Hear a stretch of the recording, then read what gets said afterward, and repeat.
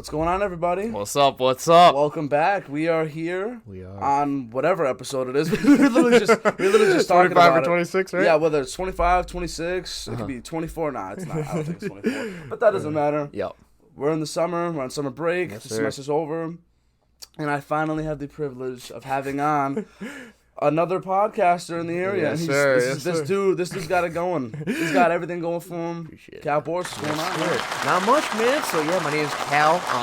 Like he said, we're both college students. We just got on summer break. Finally, like long time coming, long semester, but we got through it, and I'm just happy to during the summertime you can really start to do what you love, and really put your foot down. You can grind with work, but you don't have those 5 classes on your neck 24/7. So now you can really push forward into what you like doing. For me, that's like you and I, making podcasts, just making content for the people watching. But yeah. So speaking of podcasts, so tell the people, first of all, tell them where they can find you. Gotcha. Tell them your podcast name and tell them what made you start doing podcasts. Okay, so for those who do not know, I have my own podcast. It's called the Concious Cast. My YouTube channel is Concious Cal. I'll make sure that. Okay, no worries, whatever. Yeah. I do a podcast show on self-improvement, self-growth, spirituality, and the like. And so, yeah, I pretty much have been doing that for about a year now. My friend Cole, who who also works with us. We all work together. Yeah, we all work together. And then my friend Jason, who's also super intellectual, has got it going on for him. And it's a great crew that we got going on over there. And so what really made me want to start doing podcasts was I've been doing YouTube for probably about 3 years now. Really? Yeah, a long time. Obviously, I told you this before. Yeah. The growth really isn't my top priority. Obviously, it's nice, but I just really enjoy making content and content that is how I say in alignment with my purpose, right? In alignment with what I naturally like to do. And so what really made me start I was making probably self-growth videos for a year, and then I met Cole for the first time through another friend, and he was watching some of my videos, and he was like, "Oh wow, Cal and I actually have a lot of the similar interests, Yeah. And he DM'd me. He was like, "Yo, Cal, you want to start a podcast?" I'm like, at first I was like, I don't know. And then we started a podcast. It was complete dog shit when we first started, but like anything else, as time goes on, it gets better and better and better. Right. And so, honestly, just having a platform, and I remember at that time, I didn't have a lot of individuals that I knew that were willing to speak about self-growth, self-improvement, and that type of thing, Yeah. And so as time went on, and Cole and I got to know each other. I mean, it was the first episode we ever had. It was just flowing so well, and we just had such a great episode, and it made me really enjoy having conversations, especially just with people about self-growth, their own journey, and how it can help others at the same time. Yeah, and that was and that's a great thing that you said that, because so we talked about this. You haven't had too many guests on. No. Any guests really. So, but you're gonna experience this. Yeah, definitely. For people that, for me, before I started this, I'm a big Bengals fan. Oh, I got you. Big sports guy. Rightfully so. So, what I did was I started because I was also in journalism. I was taking journalism at the time. So I started a journalistic page, I guess you could say, of being a Bengals fan, but also as if I was a Bengals writer or reporter. I like that. And then what I would do is I would write about post-game recap, previewing the game, and then I would also go on YouTube and talk about my thoughts of the game before the game and stuff like that. But it gave me practice for this. I needed all the practice because it looks so easy. Yeah, it does. But once the mic is in front of you, and then you're trying to speak to an audience, trying to speak to people, trying to speak to another person. Takes practice. Me and you, this is gonna be fine. But but you're gonna have someone on here, and they just give an answer like it's an interview, and then it's and then you're trying to be energetic back, and then they're just giving another. Yeah. So it's hard. Yeah, but sure. But eventually, when you definitely have a very authentic personality, you're definitely very, you as well, man. very going. Yeah, we're definitely very energetic, very going people. We want to bring the best out of people. Yep. So. That's great that you did that. Yeah. One of the things you just said though, spirituality. Yeah. Really? What do you mean by that? So essentially, I've kind of I guess you could say detach myself from spirituality and its core practice, just as time has gone on. But when I first started, I really got, because growing up, I was Christian, you know. I'm like, obviously nothing wrong with religion. Obviously, it just I didn't find my truth in it. And when I say my truth, like I would practice it and I wouldn't really believe it, you know. And so I remember like. I don't know if you know who Soul Illuminati is. He's like a 2K YouTuber. I've heard yeah. So he developed into this he developed a spiritual channel, and so I started watching him. And so I I was like, wow, this guy's making like such like solid remarks, and I was like, wow, maybe I should like try this out. And then he started to get into meditation, right? And then my senior year of high school, I had this like humanities class, and we went to it was like pretty much just about. Like self-growth, self-improvement, like all these different types of things. Right. And so coupling those two things together, it really catapulted me into just diving within myself, right? Like meditation, like these different types of natural practices that we already have within us, right? So you meditate? Yeah, I meditate probably like 1 to 2 hours every day. 1 to 2 hours? Yeah, I'd probably say that. I mean, it's easier now during the summer. During the semester, it's probably around like 30 minutes. Yeah, I know people who meditate for a good maybe like 10 minutes or so. And like this is an hour. That's pretty interesting. And I want to preface how do you fall asleep? An hour? With your eyes closed in peace? So like, okay, it depends. So I want to preface this now. You do not need to meditate hours on end. The quantity does not determine the quality. Right. So if someone can meditate for 10 minutes, right, and have a way better meditation than someone who meditates for like an hour, right? Yeah. Depending on like how disciplined, you know, they're like how they're meditating, right? They could be focusing on their breath for a solid 10 minutes as opposed to, you know, just lying there, just like getting stuck in their thoughts, like for, you know, hours on end. Right. So for me, also, like, I do, like, a formal meditation, but I also like to go outside and kind of, like, sunbathe a little bit, and, like, that's how I really like to meditate. Yeah, so I'm not always, like, you know, that formal type of... So what is it, like some vitamin D meditation? All I need is that vitamin D. Yeah, that's what's up, dude. Yeah, and I really enjoy that, yeah. So would you say you're still Christian in the sense, or? Oh, no, I really just don't identify as anything. Really? Yeah, I just try... So what do you think happens when we die? So growing up Christian to now, what do you think? Honestly, man, like I believe, you know, like once again, I don't want to like make anybody. I know. Some people like will see this and be like, what? No. 100%. Like I believe, like I'm not like once again, I'm not a Christian. I just believe like all we have is this moment here and now, right? And like time is really an illusion, right? And so heaven and hell are just ideas. They're just mental states, right? And so really when you think about it, people will be like, they'll think about heaven, they'll think about hell, and then they'll deny the physical, right? Because they're doing something now that can get them somewhere else, right? So in that sense, they'll be like, oh, I have to do this stuff now in order to get to heaven, right? But they don't know heaven's there. And so once again, maybe heaven is there, all right? Maybe heaven is. I don't know. That's why it's called faith. Yeah, exactly. And faith is not a bad thing. The like belief can do so many things. It can literally save your life. Right.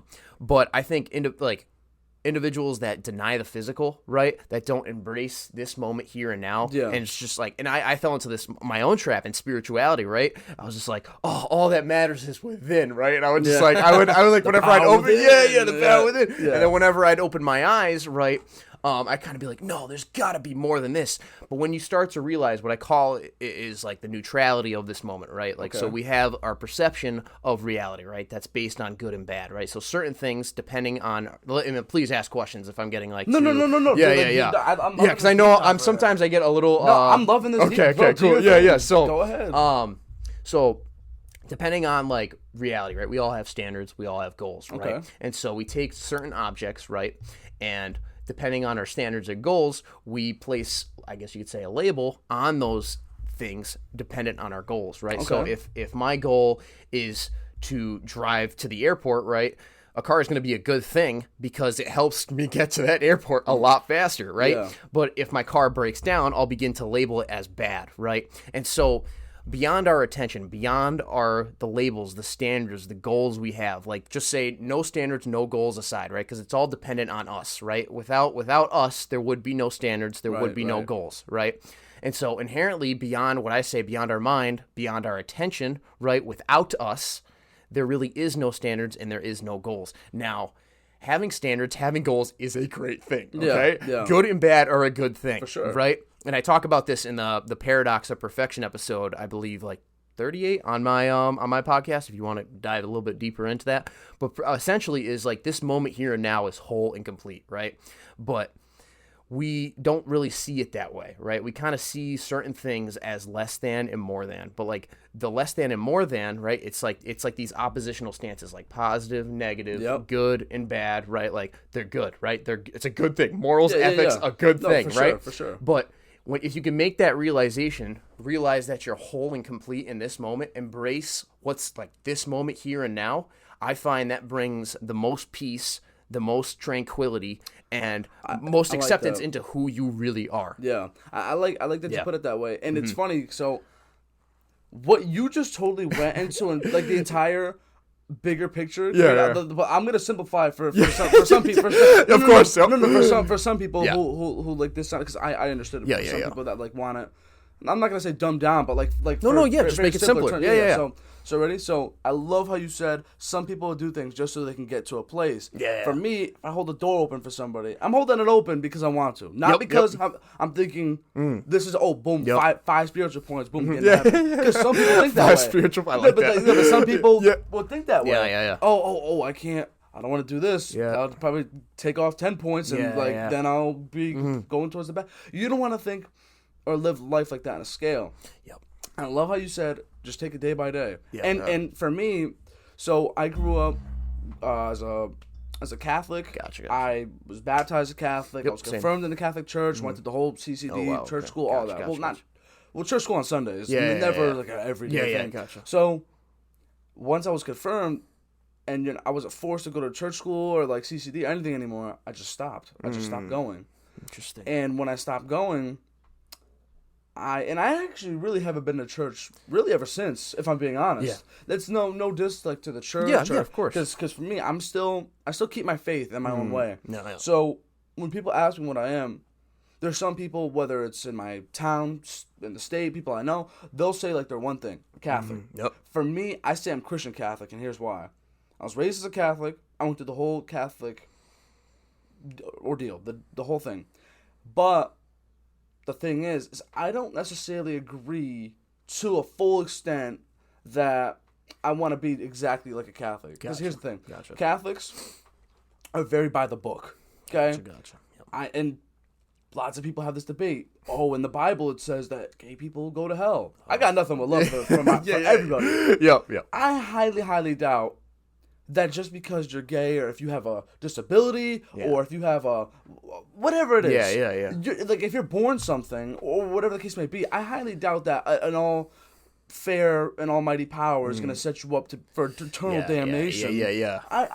I'm not with that. Okay, no, whatsoever. I agree. So there's a lot, and then there's certain things with like. If you have sex before marriage, exactly, you're a piece of shit. I don't think that's the case whatsoever. It's just I think that Catholic is very, very old school. I'm not saying it's a bad thing. For some people it works. But for me, I'm definitely a little more lenient. I'm definitely a little more free flowing. Definitely a little more. I just use the Christian Catholic thing. So I also have like a couple religious tattoos, like Philippians 4:13. I can do all things through Christ who gives me strength. I don't go to church on every Sunday. But when I try and use that as a way, so like you said, faith can help save somebody's life. Exactly. For me, when I was at my worst, I questioned everything. And that happens to a lot of people. You wanna point fingers and blame people and blame God or whoever you want to find reason in blaming. But once I learned to find my inner peace, live day by day, be the best person you can be every day, and just worry about the now rather than the what if place, because that's the biggest question in life itself. What happens when we die? Nobody knows. No one knows. You won't know until you die. And that and it's sad. And I was literally talking about this with someone I had on like 7 episodes ago, whatever. I literally had my holy shit moment, I'm gonna die moment back in like April break or whatever it was. And I was just sitting here where I am right now, just like 3 a.m. just scrolling on like the deep TikTok, like deep YouTube, like just like what happens when we die. And I'm like, holy shit, dude, I'm gonna die. And my friends, I'm on PlayStation, my friends are having a blast. And everyone has this moment, but I'm just sitting here like I'm gonna fucking die. It's one of the biggest things you gotta question too. And it sucks. It sucks, but yeah, think about it. If you can find a way to just kick that can down the road and just worry about the now. 100%. You hear a lot of elderly people saying, I don't fear death. I just fear that maybe I'm going to leave someone without, like, any money or, like leave my family. I want to make sure my family's taken care of. Yeah. You hear it because I feel like as time goes on and you fill off those check marks and you get that experience, it's like, okay, you know what? I think my chapter is coming, or my story is coming to a close. Yeah. But for all we know, so I'm a Christian.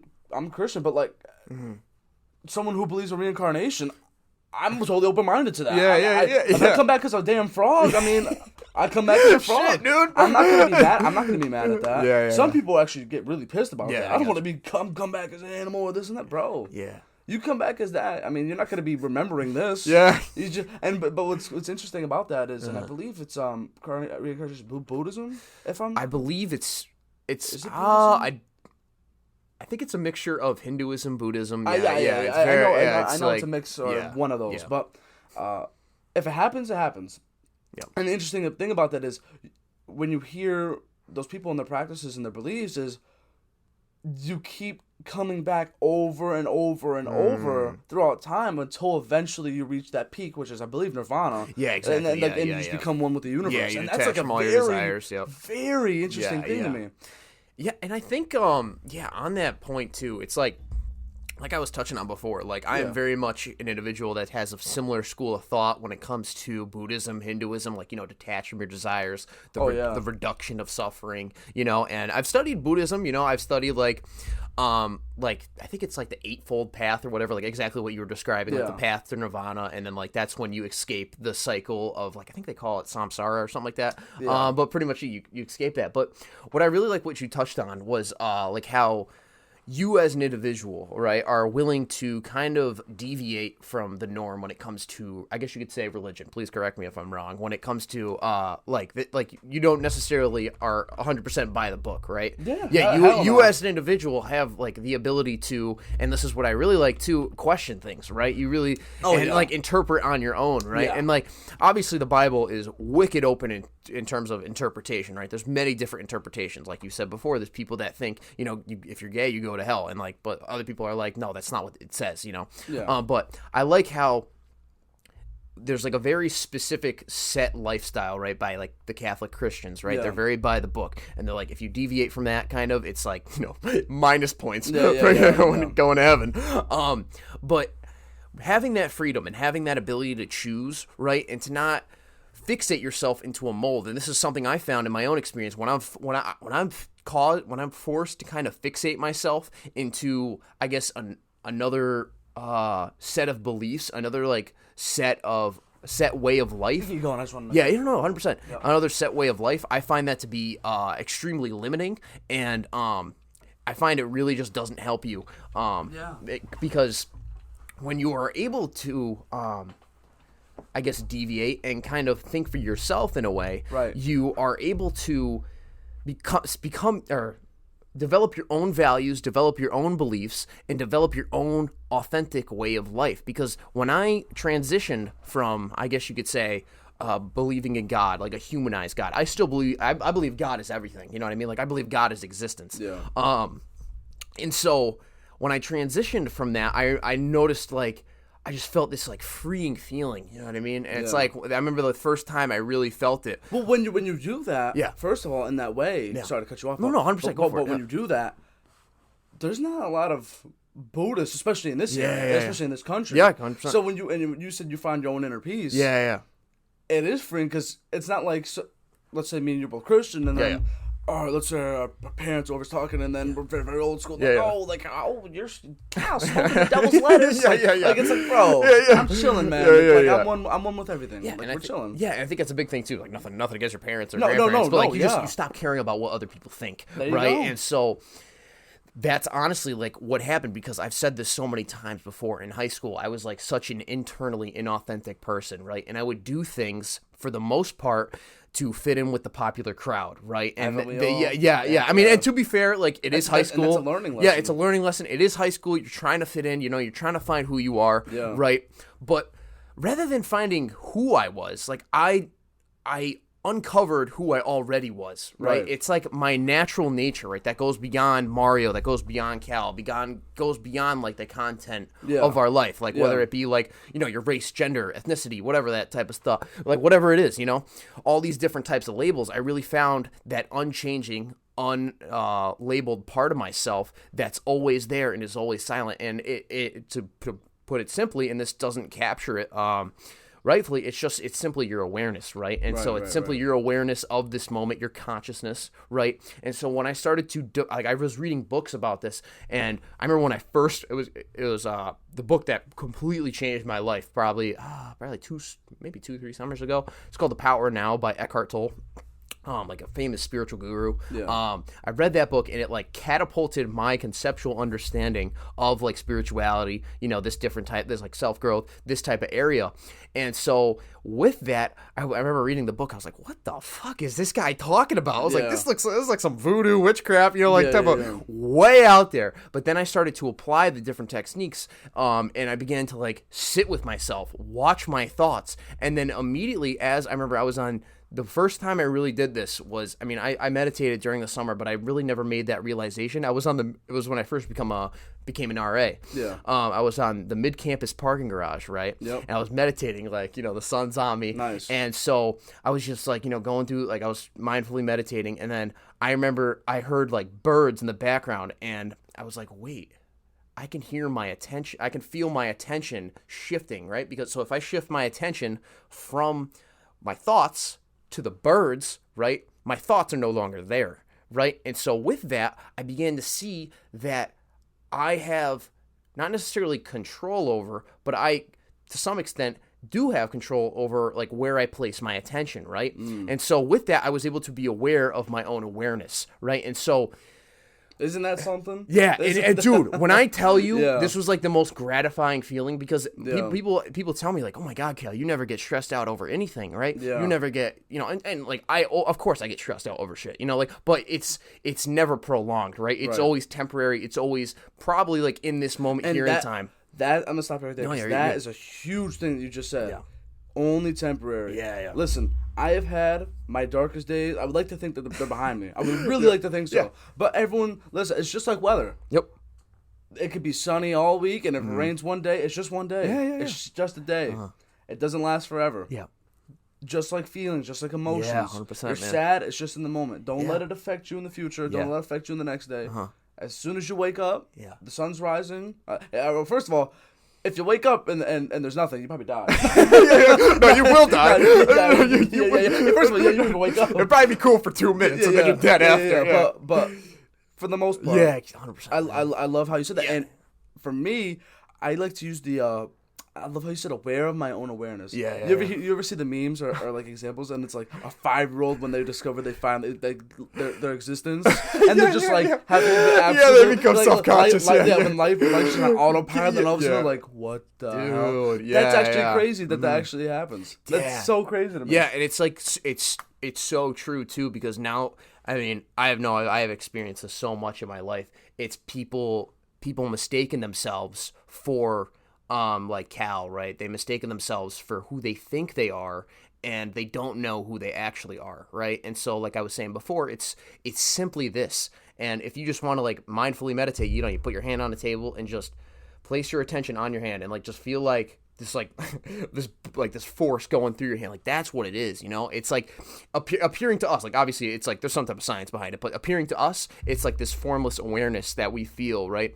And so when you are able to be aware of your own awareness, you become aware of your true nature, become aware of your real self, right? Wow. And so like the content of your life, like I was saying before, like these, like who we think we are, we get so stuck in the self-image, right? The self-image is always changing, right? It's like it's based on a belief system, right? But like I said before, this like I like to call this our identity, right? And we all have to operate with an identity, right? And to some extent, right? Because that's what we're operating in, right? And if we want to live a pleasurable life and like a preferable life, we have to operate like based on goals, based on standards. But when we're talking about our true nature, it's good and bad don't exist, right? You I like to see it as you enter the most objective reality possible, right? You don't necessarily understand the reality like conceptually, right? But like intuitively, like in your body, you do in a way, intuitively understand everything, right? Because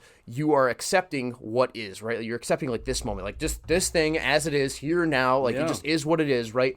And you're just like looking around, right? You're not trying to understand it because you are it, right?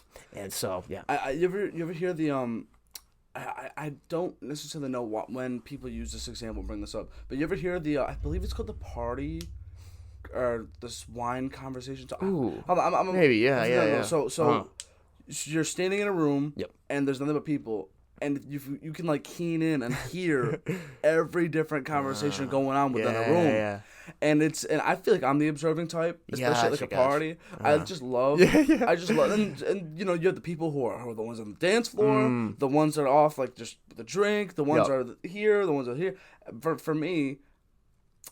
I just find it so interesting, just like standing there, just chilling. Maybe I'm talking to somebody, and you just see all this shit going on, and it's like my attention is right here, and it's like, whoa, like this person, this person has their own problems to deal with, and they're probably having on cloud nine right now. That's a really good way of putting it. They have their own probably life and their own thing. Like if you really want to get in depth with that, it's like whoa, like you ever just like it's like you're sitting in a park and it's like.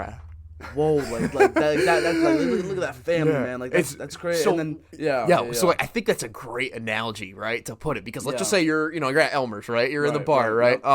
And like you're at the back room, right? Everyone's going whatever, some some type of song, huge jamming song is playing.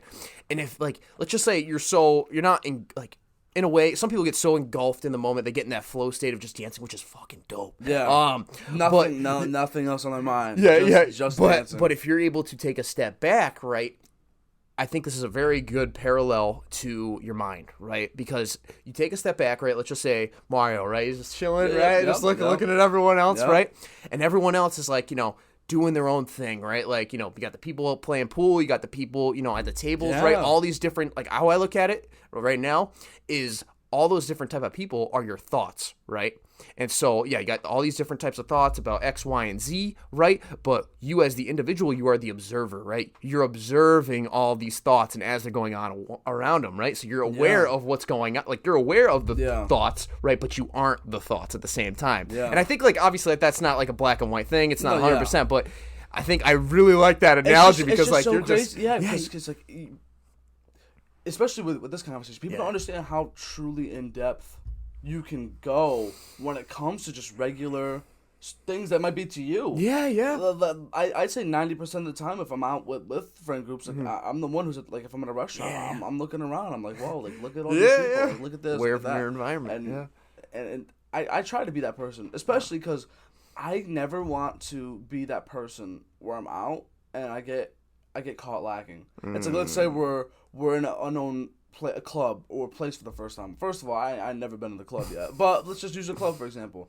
It's like, okay, like, you got the exit over there. Okay, that's pretty cool. You got some people over here, and God forbid something goes down. Boom, I get like I know. Whereas some people are just like, oh, where do I go? I try and be, like you said, the observer type. I just enjoy. I don't know. It's weird. I get my fun through other people having fun. Like when that's cool. And so.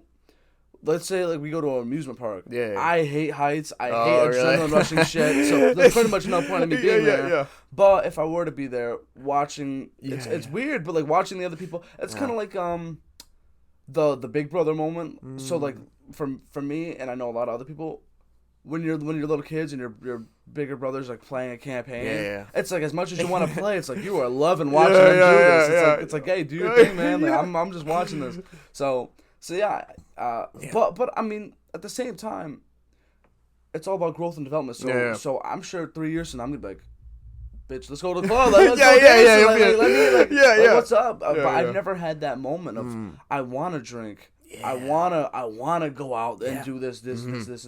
That's good, man. And a lot of people in our age group, that's like their prime years. They want to like it's the norm. It's the norm. It's like their prime stuff they want to do. Mm-hmm. And I've never had that stuff yet. I genuinely feel like for me, my prime is gonna be kind of like doing this or like a gradual, gradual pace sort of deal, rather than where it's high school, college. I genuinely think like life is gonna just be like this for me for the most part, and I'm gonna let everything. It'll all fall into place. And I like how you brought that up a lot too, because like we were saying, you know, drinking, smoking. Like I don't drink or smoke at all. I've never have in my life. Right? I mean, you clearly you look fit as shit, dude. I see this guy in the gym. This guy's a freaking tank. Appreciate it. Thank you, man. Hey, I see you in there too. Hey, man, getting after them gains. But for real, dude, like you truly have like fought off lots of people's temptations. Yeah. I mean, for me, like even if I were to smoke, it's only once in a while. Yeah. Whereas I'm not like fucking stupid. Yeah, no, of course. It's okay in moderation. No, yeah, of course. And I'm like you don't look like a person who clearly like does not indulge themselves in desserts and shit. You look like you get a decent amount of rest the night. I try. Like you look like you gotta go, bro. And how old are you? Like 20, 21? 21. Dude, for a 21-year-old, you sound like a 40-year-old that's like giving life steps about how to get to where they are. Thank you, man. I appreciate that. Vice versa with you, man. You're very, very. Hey, look, I try and look, Cal is probably like miles ahead of where I'm not gonna say like most out to like throw shade at anybody because that's what I'm doing, but you don't understand how hard it is to do what you're doing. Yeah, it's hard. Yeah, but you've made it. Routine exactly. It feels easy to me. And that's something I gotta be more conscious of too when I'm talking to other people. But yeah, like I was saying before, like going back on like how like we don't necessarily drink or smoke, you know. It's like once again, it is okay in moderation. Absolutely, like that is a justifiable, you know, because if you like to smoke, if you like to drink, like absolutely. But a lot of people don't even like to drink, and a lot of people that's the thing, right? I don't, bro. I and they swear, just use it. I as a joke, I might fucking do it at some point. As a joke, I say I'm gonna write a book about and find the reason as to why do people drink? Like why? Like I'm gonna because. When I see, bro, I mean, we've all tried to at least take a sip or try something. Bro, to me, it's nasty as shit. Okay, I can't, bro. I'll have more fun watching fucking Law and Order or some shit. And I didn't even watch Law and Order. Or watching Chicago Fire. Yeah, just watching some shit that I've never even seen before. Than fucking drinking and like, whoa, bro. Burning Purell. And okay. Sorry for the hard liquor fans or for the other. Let's go beer. Even beer. Yeah, bro. Just. Like, I mean, I'm not shaming it. I'm not trying to shame or throw shade. Not trying to do that whatsoever. Because if you like it, by all means. But for me, it's like, bro, why the fuck am I drinking something that tastes like absolute shit? I'm not going to do that. I refuse. Smart. And everyone's, try this. This tastes great. This tastes great, man. Oh, you're 21. Change your life, you're 21. You should try that. I'm like, bro, this tastes like fucking shit. Like, this tastes better than, bro. This tastes even worse. I think that's the best way to go about it, too. Just be like, I don't like the taste. But a lot of people will get the pressure from their friends, right? And they'll continue to keep drinking. And it just becomes a norm to them. It becomes a norm, right? And then eventually, you know, it's just like, I mean, I've heard a lot of people say this, like cigarettes, coffee, like it's like disgusting at first, but then they get used to it, right? And so I don't even drink coffee either. Oh, yeah, that's good. That's good. It's weird. It's weird for like I say I don't do all these things. Yeah. Like I'm like the bigger type of person. Like it's so funny how that works. So we gonna get to Cal. No, it's okay. Oh no, it's perfectly fine. But yeah, like I was saying before, like they don't even necessarily enjoy it, but they force it down to suppress their problems, right? Crazy. And alcohol is a depressant, right?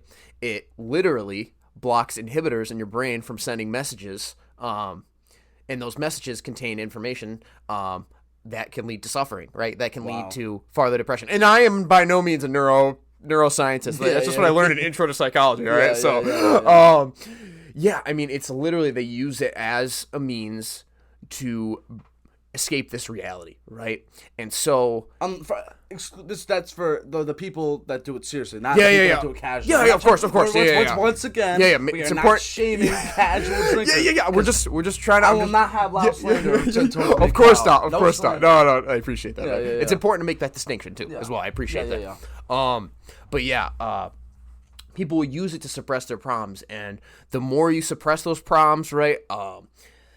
Over time, like it's like trying to put down, like a big not a volleyball, like a bouncy ball, that you use like in pools, right? It's like trying to hold those underwater, right? It's like it's so hard to hold those. You can only do it for so long, right? And eventually it's gonna like a volcano. And so a lot of times when people like continually drink, they're merely suppressing their problems, right? They're merely I guess you could say healing the symptoms and not the root cause of the problems, right? And so with that, they're like, oh yes, I need it's finally Friday, right? And they'll be drinking. Oh, all my problems are gone. Saturday morning hits, they're hungover, they got all their problems, nothing has changed, right? You ever see those the memes that it's like the funniest person in the friend group and it's like they're laughing for 1 second and then it's like they're really sad.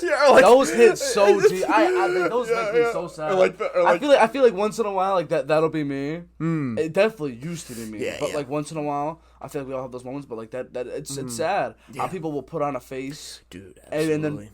And that's why I wish people just talked more. Yeah, people need to learn to do this shit more. Yeah. They need to learn just have a conversation. Have a conversation. Yeah. Be better with the face-to-face stuff. Definitely. Put the fucking phone away. Yeah, exactly. Put the phone down. Yep, 100%, like, worry about right now. Yep. And it's crazy how.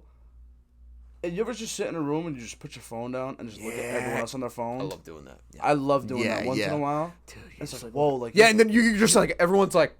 They're just so fixated, and it's crazy. That's us at times too, dude. Oh yeah, 100%. Like I cannot believe it. And if you really, it's just so normal to us now. And we literally grew up in the perfect storm. Yeah, we really did. We really did. The creation of the iPod, Touch, iPhone. We were there right before. Right before it all. So our generation is like right in stride with all these new technological. Oh my god! And like similar to drinking alcohol, similar people just get on social media, get on their phones as a way to distract themselves. And once again, to like be like, oh, I don't have to deal with this right now. It's so easy to pick up your phone. My friend Cole calls it the Dopamine Dragon, right? You just you pick it up, you get that little spike of dopamine, like because you think in the moment, like you're like, oh, if I go watch YouTube right now, and I get this all the time, right? If I go watch YouTube right now, this will bring me like so much like happiness, right? It's just like a natural, instinctual force that you have, and then you pick up the phone, you start watching, you're like, wow, this shit kind of sucks, And then I think like once.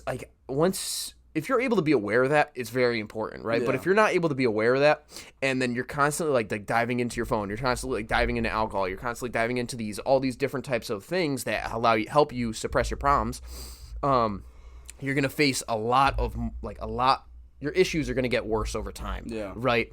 And so I think the best way for people to really solve their problems is to observe, right? Observe your impulses, like we were saying before, right? If you're in a room, right, and you have a natural impulse to pick up your phone, just for a second, put it down, and then like you were saying before, just look around the room. And within that instance, just be in the moment. Yeah, just be in the moment, exactly. And be in the moment, you look around, and then I think just even with that, you just observing, you can learn so much. And it's interesting at the same time too. And it lets you gather your thoughts. Yeah. Let's say in a room and you're getting a deal for because you ever just be in a room and it's weird how people say it because it doesn't seem like a real tangible thing. Yeah. But you ever be in a room and you could just sense the vibes. Oh, 100%. Yeah. It's like 100%. I sense something like went down here. I like this. This shit feels very tense. Yeah. Whereas this room is chilling, and then your mind just naturally lets you adapt. Yep, 100%. To the tone. Let's say you walk to a serious room, like, oh shit, what happened? Exactly, literally. Everyone's chilling, yo, what up? Yeah, but dude, I'm so happy you brought that up because that literally exact scenario is like what I like to call like the collective energy in the room, right? Yeah. And so you can kind of see where everyone's attitude's at, right? You can kind of see what the vibe is going on. You're like, you walk in that room, you're like, oh shit. shit, what the fuck happened here, right? Yeah. But some people, like, let's just say they're naturally negative, right? They're naturally in that state. Like, that is their state. That's their comfort zone, right? Yeah. And so they walk in there and nothing's new to them. They're like, ooh, I see drama. I like it. Let's get in here. I want to know what's going on, right? But if you're able to be aware of like, oh, what the hell happened here? And like, oh, I don't want it to be like this. You can actually exit depending on the scenario you're in, you can actually, I guess you could say mentally or physically exit yourself from the situation and not necessarily give in to that type of energy, right? So you can there's this guy named Aaron Doughty on YouTube, famous YouTuber, spiritual YouTuber. He says, stay within your own frame. And so essentially what that means is don't give into other people's shit, right? Yeah. Like, you have your own shit going on. Don't give into other people's shit, right? Yeah. So you essentially just stay within your own awareness, right? You make the conscious recognition that, like, okay, I'm just going to focus on my own feelings, my own emotions, my own sensations, right? And because a lot of people will just naturally get sucked in and feel, and I know I'm guilty of this all the time, get sucked into the energy of that room, right? It's so easy, right? But if you're willing to take a step back, stay within your own frame, realize that you have the ability and, you have the ability to control your response to situations, so you could stay completely calm, right? Completely observe, right? Completely not negative. You could stay positive, right? Yeah. And you could detach yourself from the situation in a sense, and just, once again, maybe, depending on the situation, you can observe what's going on without it affecting you. Right. And in addition, possibly help that scenario move proactively towards a better, more preferable solution where there's like less negative and there's more positive, I just think at the end of the day, you want to find a way to make the best out of any given setting, any given scenario, any given circumstance, whatever the case is. Like when from sun up to sundown. So we just talk about a lot of shit, but from sun up to sundown, you want to make sure that you have a reason, a drive to keep being the best version of you that allows you to be, and allows your mind to free flow in that nature. Like if you read more books rather than you cut off an hour off your phone time, screen time a day. Huge. You could read like. I don't know how many pages of a book. A lot, a shit ton. Like, more than if find ways instead of playing video games for an extra 40 minutes to an hour. Just go for a walk. Yeah, look at like, man. You want to talk about in-depth shit, and I'll never stop saying this. You ever just see a sunset and just go, holy shit? You just have a holy shit moment. You're oh like, my god! Damn. I'm just like, you don't want to leave. I'm just one of like 7 billion. Yep. And like I'm just like one with nature right now. Yeah, like 100%. There's this whole galaxy surrounding me right now, and this whole universe. Like you want to talk about deep shit, like so you say you don't drink or smoke, but and you want to talk about the mind and tapping into the mind. You've definitely heard of DMT. Yes, you had to have psychedelics. And shit. Oh yeah. Would you ever be open to psychedelics? No, none of that shit. Listen, dude, I'm be honest. Okay. I hear a lot of people that are really like into meditating. A lot of them use. Yeah, no, it's great. Yeah, because it's great. It makes their mind. Bro, I listen. I've only smoked occasionally. Huh. And I know DMT's like over there. Oh yeah. But dude, it just sounds so interesting. Dude, and it's like it sounds so interesting. Dude, yeah, because like the famous philosopher Terence McKenna, right? This is one of his big shticks. How we are able to access different dimensions and different realities, right, through psychedelics, right? So we can change, like, the reality we're seeing now, right? We see it how it is, right? But if you take like a psychedelic or something, you begin to see different things. And I've never taken a psychedelic, but according to him, right, you begin to see different dimensions, right? And you begin to see different aspects of things. It, like, completely changes your worldview. Crazy. And so, I mean, right now, I'd say no, but, like, who knows? You know what I mean? Like, I'm definitely, I mean, I'm not, I'd say most likely not, but just because I don't want, I like how I am right now. I don't want it to, you never know. But interestingly with that, and this is a little side note, and I think this is kind of, like, important to note, that I remember I was watching a Russell Brand video, right? And it's, he's the GOAT. He's so good. I mean, he's, like, one of the few figures, like Joe Rogan, and, like, Ben Shapiro. I don't agree with everything they say, but, that are really standing up against, I guess you could say mainstream suppression right now and like that type of stuff, that's really just pushing one narrative. But that's besides the point. Yeah.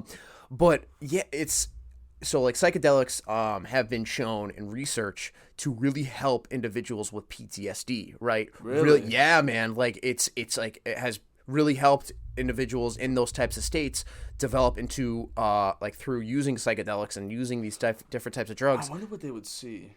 So like let's say like a war vet who uses a psychedelic.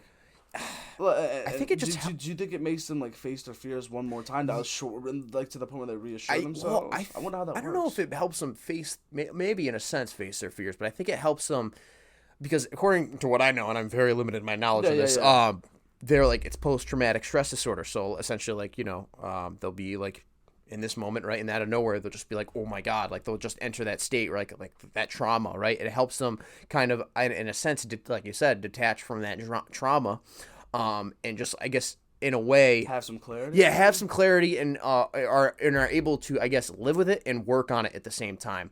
I could be wrong about that, but but yeah, like interesting. Like the one last thing I'll note is like big pharma companies right now, and the like are actually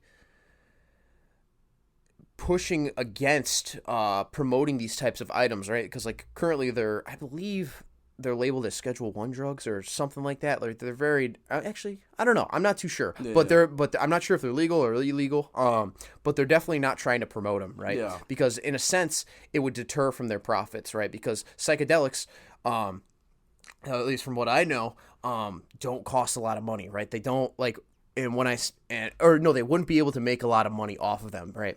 Because they're very much a natural resource, and so through that, I think it's very interesting too because there's individuals that need help, right? And there's a perfect option, but like big pharma companies, like I don't know, like whatever big pharma companies there are, will go against that, and I think they'll push for things in medication that in a solution that doesn't necessarily help them, doesn't necessarily help individuals that need it. And so I think with that too, it's like using that as an example, when you are in an environment when you need help, right? When you're in an environment when you, I guess, are looking for resources that aren't necessarily available, you really got to seek this stuff out because there are forces out of your control that may not have the same standards and goals in alignment with like your goals. So if you're an individual that has PTSD, right, and you need, and like your doctor, or I don't know, whoever you're talking to, like medical person needs, like suggests like, oh, maybe you want to try this, but like you really can't get it. Yeah. You gotta seek outside resources to help you. It's just so crazy how. It just fascinates me how in-depth life can truly be, and how there's certain things that can make life even crazier of an experience. Like, have you ever heard like a video of Joe Rogan talking about his DMT trips, or Mike Tyson? Yeah. Like they talk about how they just get sent to this like fourth dimension, and how they could live a whole lifetime through a trip, and it only lasts like 15 minutes. That's so crazy to me. And they talk about how some of their like ultimate fears and insecurities, they like get challenged with them. In their like inner mind, and how once they come back from the trip, they're just not. Well, they always say they're not scared to die anymore. Yeah, and it's like holy shit, you're not scared to die. Yeah, they say they're not scared of petty little shit. It's like what will Sally think if I wear this shirt? Like, would you do DFT? Like no, listen. Like you said, the odds. Very low. I would do those things, but it just sounds so interesting to me. I do have, and it's crazy because I've never done any psychedelics, and like you said, the chances are low, but who knows? Yeah, who knows? But at the same time, it's like, I if I were to, at least I have these. I literally have this like mental note. If I were to do them, I want to make sure I have nothing going on that day or the next day. I want to make sure where I'm doing it, it's like within my own home. It's a safe environment. And I know I'm gonna be okay. Yep. 3 is that if I'm with anybody, it's people I trust. And 4, I want to make sure I'm in a great mood. Like I'm in a good mood. I'm not in a really deep down mood. So I'm bad trip. And I forget if I had like a 5th one, but that's pretty much like the basis. If you want to make sure you're in a really good setting and got the right shit around you, so everything goes absolutely the best possible way. Mm-hmm. But man, it's just so crazy with how we're talking about this shit, and then obviously you saw what happened the other day with the freaking shootings in the school. Yeah, Dude. Absolutely, it's awful. Yeah. Yeah, I don't want to talk about PTSD. I'm sure someone's gonna get it from that. What are we doing, man? Like, I'm not trying to get political, but I need to. No, yeah. Dude, like the fact that we live in a world where like this shit, like I'm gonna be honest, okay? This is someone who's never been around no gun violence, none of that. Same. I'm used to reading once a fucking day what it feels like. Man, same. School shooting in Alabama. Yeah. School shooting here. School shooting here. Yeah. What the hell? Yeah, it's like it sound, bro. Like that is horrible. Yeah, no, yeah, it's terrible. It's terrible. It's like normal to us now. I'm gonna be. It feels normal to me. Yeah. But like, if you really like put some water on your face, bro. Picture you right now if you're going to school and like some shit goes down. What are we doing? I don't understand that. And clearly, like, we got a lot of work to do. Oh, 100%. Yeah. Like, I was there talking with my friends yesterday, and we were like, why in this country? And I was thinking, I was like, maybe we have it so easy compared to everybody else, where we find other things to like stress and get flipped over about, and a lot of that happens to be on social media. Because I mean, obviously I don't know any other social media platforms other than the main ones like Instagram and shit like that. And obviously, you're gonna follow a bunch of stuff within the country. Yep. And I don't know, man, just so much crazy shit going on. Like, I mean, I barely know anything about it, just because I like when it comes to situations like that, and like, of course, it's important to be aware of, like, and I'm aware of it, but I'm not engulfing myself in it, you know, and like, because I don't, like, I'm not a political guy. I don't know what solutions there are. I don't know, like, the left is right, the right is right. I don't know. But either. I was reading, whether this is true or not, I was reading, this is probably like the most credible place to go. I was like looking, I watched Russell Brand's video on it, very like neutral, you know. He's like yeah, like you said, he's like, this is terrible, this is horrible, and it's like the fact that this is normalized, right? And in a sense, we have to force ourselves to care about it, like, and it's crazy. It's crazy, which shouldn't be the case. It should be. Think about it. When Sandy Hook happened, compared to now, that was like what, 10 years ago? A long time. Like I was in sixth grade. In 2012. Sixth grade. Did it happen in 2012? I think 2011, 2012. So if I was in sixth grade, I was 10. I feel like it was around that time. I was 12, so 9 years ago. Most likely. So, 9-10 years ago. Yeah, around there. Like, dude. When that happened. Yeah, we were like, holy. Well, first of all, I remember exactly where I was when I heard about it. First of all, it happened in Newtown, Connecticut, okay? Yep. I'm from Newington. Oh, okay. Okay? Yeah. Whenever there would be a snow day and you're checking on like the I remember growing up, we would all be like, oh, Newtown's there, oh, it's a typo, let's go. And this, holy shit, there's a Newtown. And I just remember the same thing happened to me the day of Sandy Hook. I was homesick. And I'm watching the news when that shit's going down. Yeah. And the elementary school where I was at, because I was at my grandmother's at the time, was right down the street. And all you see is Newtown school shooting. Oh, and I'm thinking it's a fucking typo. Oh, shoot. And there's shit going down, and my little sister's there. And I'm like, what the fuck's going on? I was Damn, Grandma, dude. Like, that's crazy. Like, so yeah. Obviously, it was horrible for the Sandy Hook community, just that area. But like Newington, like we were a little bit impacted too, because we kept, like, a lot of people were like, holy shit, like, is it Newington or Newtown? Like, what the fuck? Which one is it? So, but it just sucks that this shit is so normalized. It's horrible. We're not gonna get into guns and shit. I'm not getting into who should have gun, who shouldn't. But man, like, just it's a terrible why situation. Why is this shit happening? Why here? I think you touched on it very well too. Like, I think it's only here. Yeah, and sorry, I was gonna mention this earlier, but I kind of got on a little side tangent. No, go ahead. Yeah, so like, I don't know if this is true or not. I was like looking in the comment section, and it was like a really interesting point. Obviously, don't get your information and credibility from the comment section. Not the most reliable place. No. But I was like in the comment section, and it said, in the 1980s, 1970s, individuals were able to get guns easier, and there was less school shootings, right? So they were able to get the easier it was easier to get guns, and there was less like school shootings and stuff like this. So I think just with that information in itself displays a lot now, because it's harder to get guns now, right? Really? Is it? I'm just asking. I'm uneducated as well, but there's background checks you got to go through. There's like stuff like that. But pretty much so like now there's like it's harder to get guns, but now there's more shootings, right? And I think it really just comes down to, like, if I could make a more generalized and, like, guess about it, it's something going on within people, right? It's something going on. It has to be. Like, I mean, obviously, I can't pinpoint the exact thing that's causing it out there, but something out there is causing it within here, right? And so, I mean, these people it's how I like to see is, like, 99% of people, like it's the very far and few individuals that do terrible shit like this, right? 99% of people are really, really good, right? They have good morals, they have good ethics, right? To a certain extent. It's just crazy that people, like, deviate and just go full out ape shit like that. Usually they're very mentally ill. That's so crazy to me. That they go full GTA mode. Like, what the fuck, dude? It's true though. Dude, no, it really is. Like, what the fuck?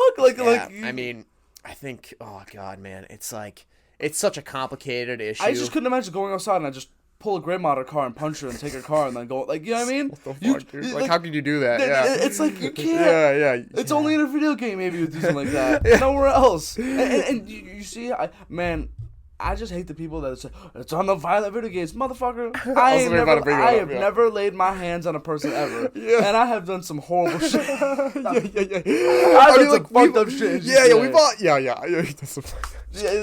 Bro's grandma's a GTA. They're getting it. I'll just go around and get a golf club and hit somebody in the head. I'm like, what's up, bitch? Obviously, like, that stuff is fake, you know? Like, it's not real. But, I mean, compared to anything, it's a way for you to, like, release your I don't think it's the best way to do it. Oh, no.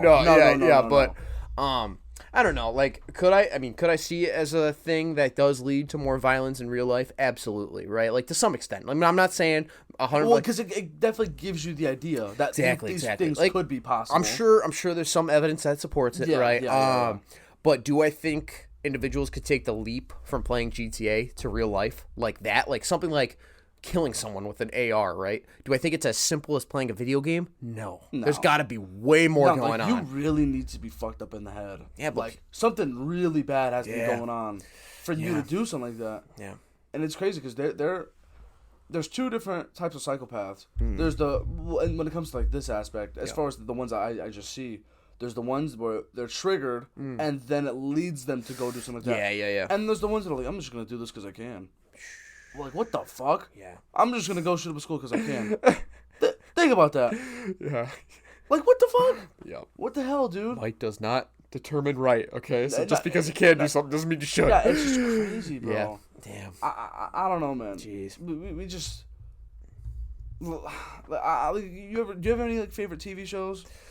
I mean, I don't really watch TV shows like that, but usually, like, if I like The Office, Friends, like, I've seen mainstream shows like that. I've seen all those kind of shows. Yeah. But, like, when you watch, like, the Breaking Bad, Breaking Bad. It's like, dude, there's no way people actually, like, would want to do these things. I don't know, but it happens.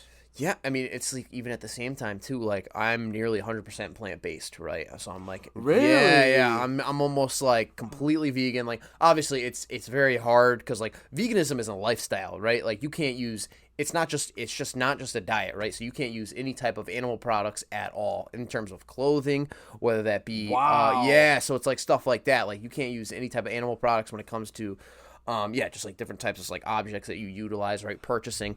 And it's like, at the same time too, I mean, this is not to push on anyone's buttons, but, like, you look at massacres, like, you know, Uvalde, right? Is that what it was called? Texas? Uvalde? Yeah, and, like, mass shootings. Yeah. And this is not to compare. This is not to, you know, draw any conclusions like that. But at the same time, we have terrible factory farming, terrible slaughterhouses where these animals are essentially breeded into existence by us, right? This is their life. Their life is suffering, right? So you look at a pig, for example, right? A pig, they're born, right, in these tiny crates. And so the pig, for, I believe it's like, it stays there for 6 to 8 weeks. They come out for a short amount of time, right? They have all their babies, and they're stuck in this cage where they literally can't turn around, right? They're stuck in that type of cage.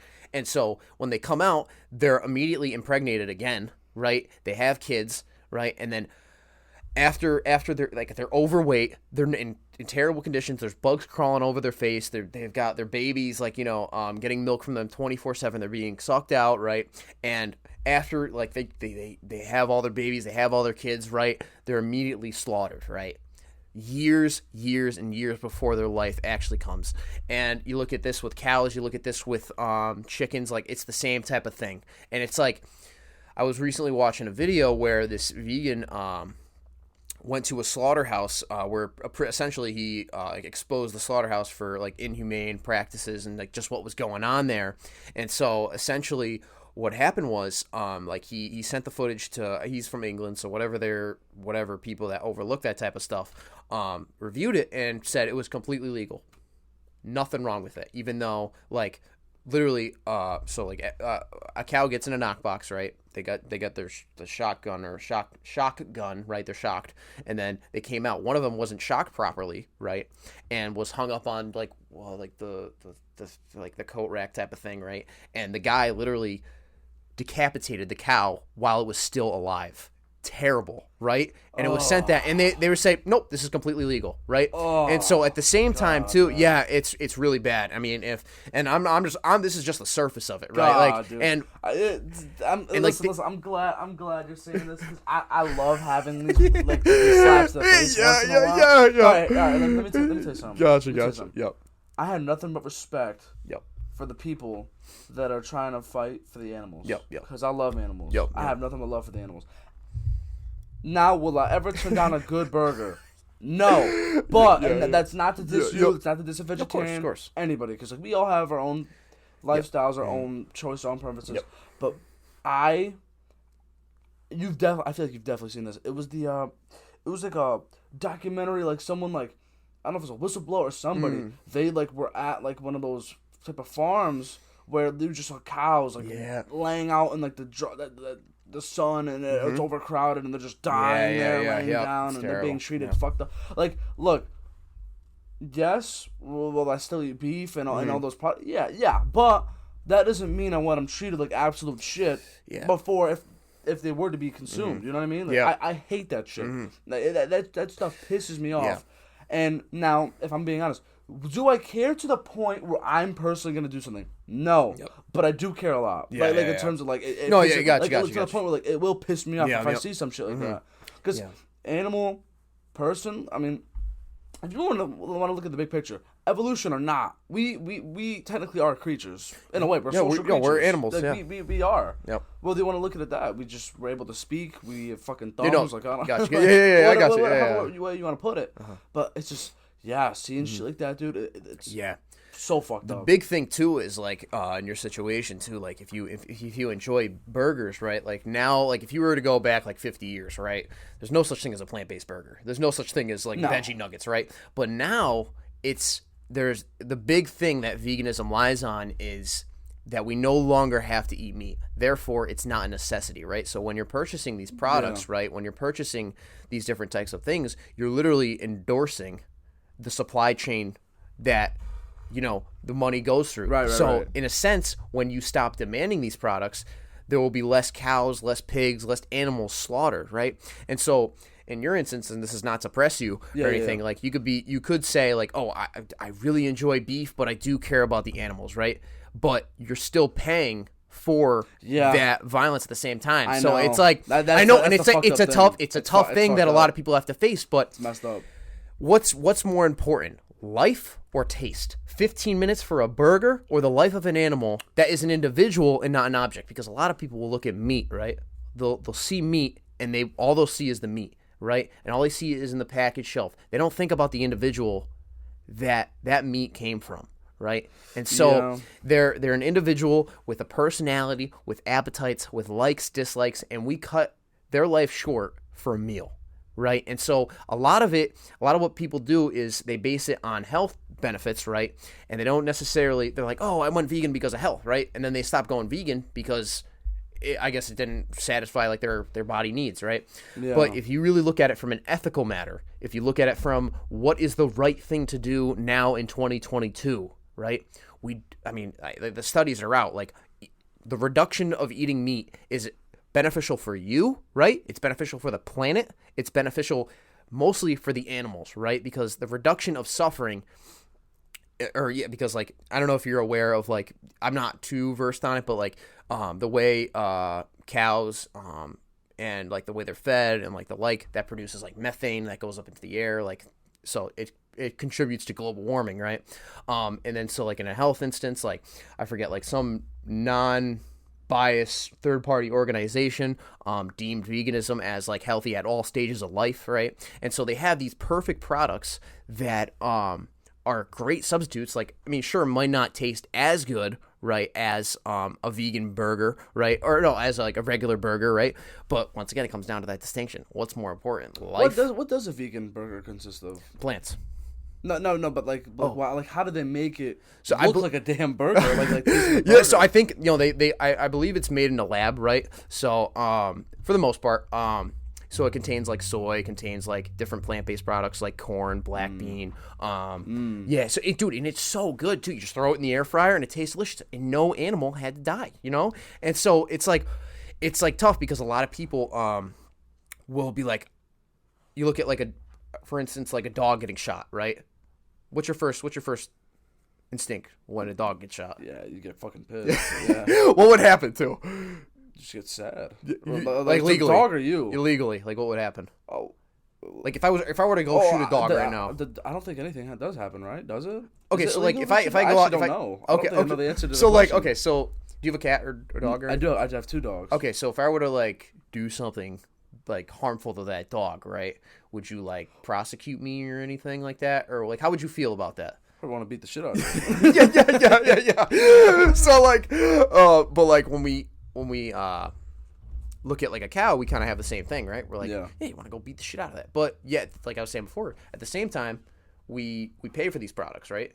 But we don't necessarily support what's acting to them, right? Like, so you see that how that's like contradictory. No, you definitely have like a super strong case, and like it's fucked up because it's like I totally agree with you, but it's like, man, like listen, it's fucked up, but like I do love my meat, man. Like pause. But what if you could get that meat? Yeah, see, I know, but listen, it's okay. It's weird because like I'm open minded. Yeah. When it comes to like certain things, like I'm also I'm a very picky eater. Gotcha. So like you're not even gonna see me. Like I can't even live a vegan lifestyle. I don't even like eat my vegetables. But you don't need to. You don't even need to. No, but like it's I don't know. It's weird. What's weird about it? No, not like vegans. But no. I'm saying like for you, like what's weird? No, like, just because like, I'm not the person you want to ask. Because like, there'll be days. I'm just trying to like. There'll be days where I just want to eat nothing. Yeah. Or there'll be days where I want to eat something. Gotcha. It's like 2 completely random different. Gotcha. Like one, like it'll be like, oh, fucking. Yeah. Chicken and ice cream. And then the next day it's like great combo. It's like corn for. Corn and or like a burrito for lunch, and then like something completely different, and like I don't know. But I don't know. It's I don't know. Yeah. And it really comes down to like I know the situation you're in. It's tough, right? It's tough because when you're just so used to something, right? It's hard to make a change. We were touching on this earlier, right? With developing habits and behaviors, right? It's not easy, right? But when it comes to like you just go to like Aldi's or something like that. I literally went to Aldi's yesterday. And Aldi's right down the street. Yeah, there you go. You have the burgers on the right and you have the plant-based burgers on the left. I did that completely opposite. But it's what I've found in my own experience is you're gonna have that natural impulse to gravitate to what you normally get, so like the burgers, right? But if something tastes nearly exactly the same, it's a great substitute, right?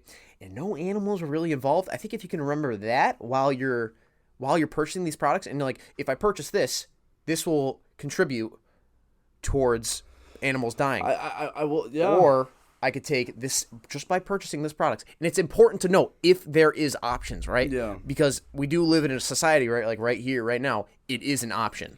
Well, I'll also tell you this. Well, first of all, I do think that the more and more time goes on, you do see more vegans coming out. Yeah, definitely. The number 1 draft pick of last year's NBA draft class, he's a vegan. No, number 1 in the NBA draft, and he's a vegan. So, I mean, that's definitely oh, holy crap! If I want to make it to the NBA, like I should maybe eat more of these products. I do think that we will live in a world at some point where that number definitely it's definitely gonna keep going up. Yeah, absolutely. But I will tell you this though. I also do think it's possible to live in a world where these animals do get treated better, and we still can eat them. Because here's the thing, like you said, I know No, hear me out. No, I'm not, dude. I'm not gonna get like all heated. Hear me out. Of course. No, go for it, man. Yeah. So we are also animals, like you said. Yeah. And in the circle of life, we see other animals eating other animals all the time. As angry as I get when I see a damn cheetah chase down a freaking like a whatever not an elk, like a gazelle. Gazelle, thank you. A gazelle just and it eats it, and it's like, damn, I wanted the gazelle to get away. It's like at the same time, we also are the cheetah. And then it's like, that's why the circle of life is so cruel. Yeah. Because it's like, then the cheetah will starve and it's gonna die if it doesn't get any food.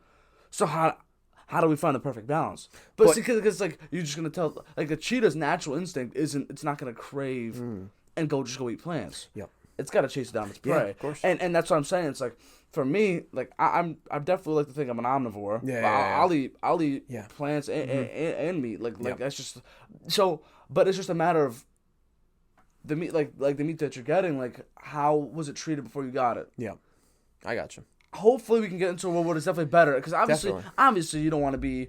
I mean, like you said. I mean, if you really think about it, it's like, damn, like, you're really eating all these animals. It's fucked up. Yeah. Now, let me get you with this. What's even more messed up than me eating an animal that, let's say, did live decently long enough, right? And it was treated fairly and it got eaten. What's worse, that? Or you're just a deer that's just chilling on its own business and then you just shoot it just for fun? I mean... And it's not used for anything other than just to be shot. Okay, so let me get this. I just want to make sure I'm responding to your point clearly. So, I don't know. This is just... No. It's a valid objection. Yeah. So what's worse, me going out and getting my own meat, like you getting some meat? Let's say it's in a world where the animal was treated fairly, lived decently long enough. It wasn't in a cage just rotting there. Like, the animal was treated fairly. It's someone who raises their cows and eventually, and they have a crap ton of them, obviously. And then, let's say, after X amount of years, they're gone, the process or whatever. What's worse, that eating that, or somebody that's just casually just shooting deer for fun, just and killing them? In both of those instances, you don't have to do it, right? In both of those, you don't. If you're in a tribe in Africa, right, you have to do that type of stuff. Okay, like, there's no plant-based burgers like growing. You have to do that type of stuff, right? And so, shooting animals for a sport, right? Although it may be a pure fun in the first instance, right? Yeah, I would say what's worse is definitely the factory farming, right? I would say that is worse. No, that's awful. Because just the whole entire. Because at least you're putting it out of its misery. And then, if you were to kill or hunt a deer, potentially putting it out of its misery. If you the only really justifiable instance where you can kill an animal is, one, if it's out of necessity, and two, where its suffering is it's similar to euthanization, right? Of a human, right? Where their pain is just so excruciating, where you just have to put it down, right? Just to end its suffering, right? But in many of these instances, like deer out in the wild, they're just enjoying their life, right? They're living, they're experiencing. They don't want to die, right? But we take that away from them, right? And we don't have to hunt, but we do it as sport and we do it as fun. Like, my friend said this to me. He asked me, hey Cal, so do you think if I fish, I feel if I were to hunt, if I were to fish, right, and get my own food on my own, I feel like it's justifiable in that instance. And I said to him, I was like, you don't have to do it, right? Think about it from that animal's perspective, right? Think about it like, you think the fish enjoys having a hook in their mouth, being reeled in? No, they don't. But we get enjoyment out of that, but we don't have to do it, right? So why would we create more suffering when we don't have to? I will say, I did fish growing up. I still mess with fishing. I know it sucks. It's if you really, because it's fun, man. I'm not gonna lie, it's fun. As time does go on, you notice those things. Like, holy shit, when I'm fishing, I'm imagine if somebody hooked your mouth. It's that is messed up to the sense. But if you go back all the way back to old times, it's those were ways in order to get those things to survive. But we don't have to anymore. Yeah, now we don't have to. We definitely have a lot of options, but I don't know. Maybe it's just one of those things. Because I think when I have kids, I would like them to catch a fish for the first time. But let's say in those examples, let's say fishing and stuff. Yeah. That's, you're teaching them at least a skill in a way. Yeah. Because it's what if, God forbid, we did live in a post-apocalyptic world? You know how to fish. Yeah.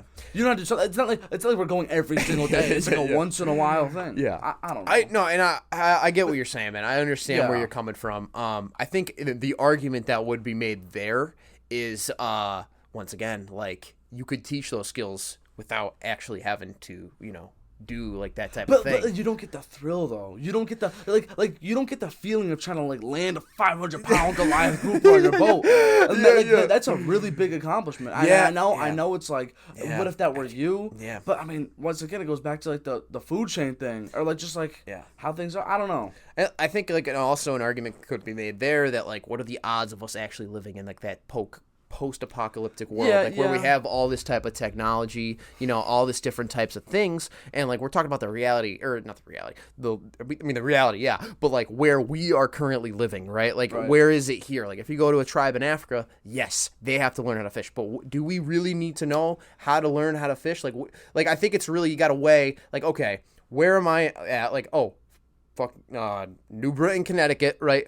Do I need to go fish, or can I just go to Stop and Shop and get food there? You know what I mean? Like, you don't have to do it, Yes, but if we want to talk about like the whole going back to trying to find the way to live your best life to the fullest, it's like you're robbing yourselves of those experiences just to be like very disciplined in that aspect. I mean, and that's the thing. It's like, first of all, no one's perfect. Of course. Like, absolutely. And like, there's just no way that everyone's gonna be able to deviate to like a perfect thing. Definitely. Like that is like way too hard. Yeah. Absolutely, man. And I think because if you really think about it, like you're like taking away like the way like I'm saying, but what if this, what if that, and you're just saying nope, just like unplug that cord. I'm not saying that in a bad way. No, I got you. It's like, let's say life is like a disco ball.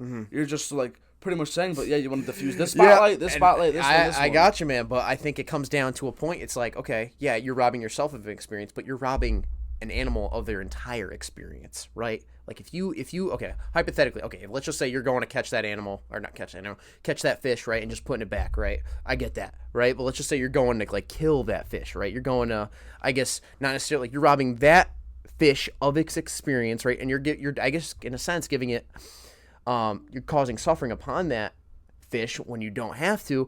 And I think there's more options that individuals could explore in terms of their own experience. And like, I mean, like, so are you saying that people shouldn't eat sushi?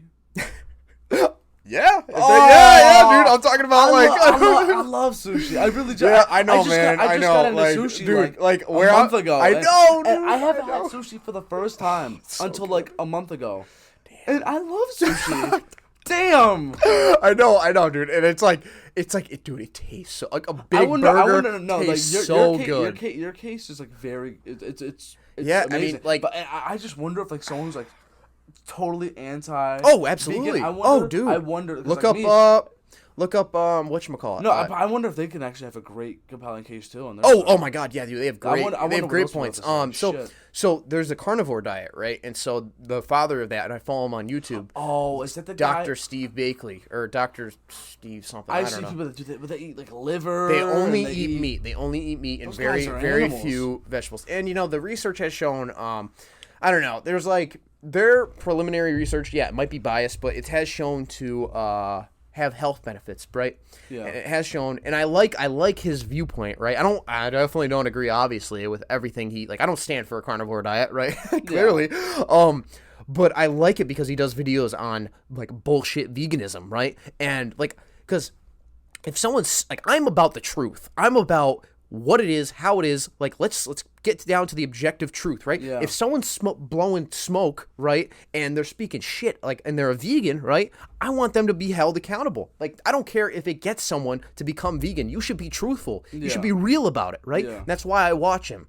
And I also like to understand the other side's view, right? Because if I can understand their viewpoint, I do too. Yeah, and we can have better conversations, and we can get down to a better conclusion. Yeah, and that's why I love how when it comes to like all the political, like I'm not, we've even said we're not big into politics, but like when it comes to like that line they always talk about, the left and right, it's like I'm always in the middle, and I just love being in a room. I feel like a lot of people are like that. I love being in a room where you have one person that's like super over here and one person super over there, and it's like, how are these people gonna talk? I wonder, like, if one thing gets brought up, it's like, how does it? Yeah, it's just crazy. It's like, man, like, why can't we all just be in like?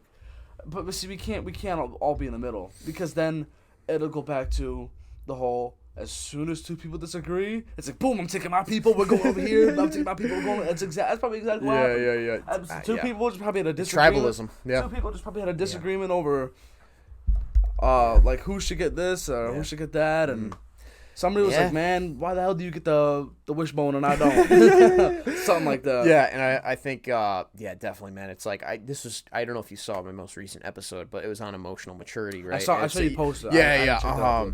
No worries. Yeah. But yeah, people just get so stuck in their ways, right? They just like, whether it be veganism, whether it be carnivore, like diet, like these are completely like the complete use of animal products, right? And the complete like negation of that, right? These two oppositional stances, and people will a lot of times like we're having a civil discussion about it, right? We're pressing each other, right? At least I eat both, okay? Like it's not like I'm full out one way, okay? It could be but worse. You know what you should move to. It could be worse. Oh, absolutely, it could be worse. Could be worse. But you could. I could.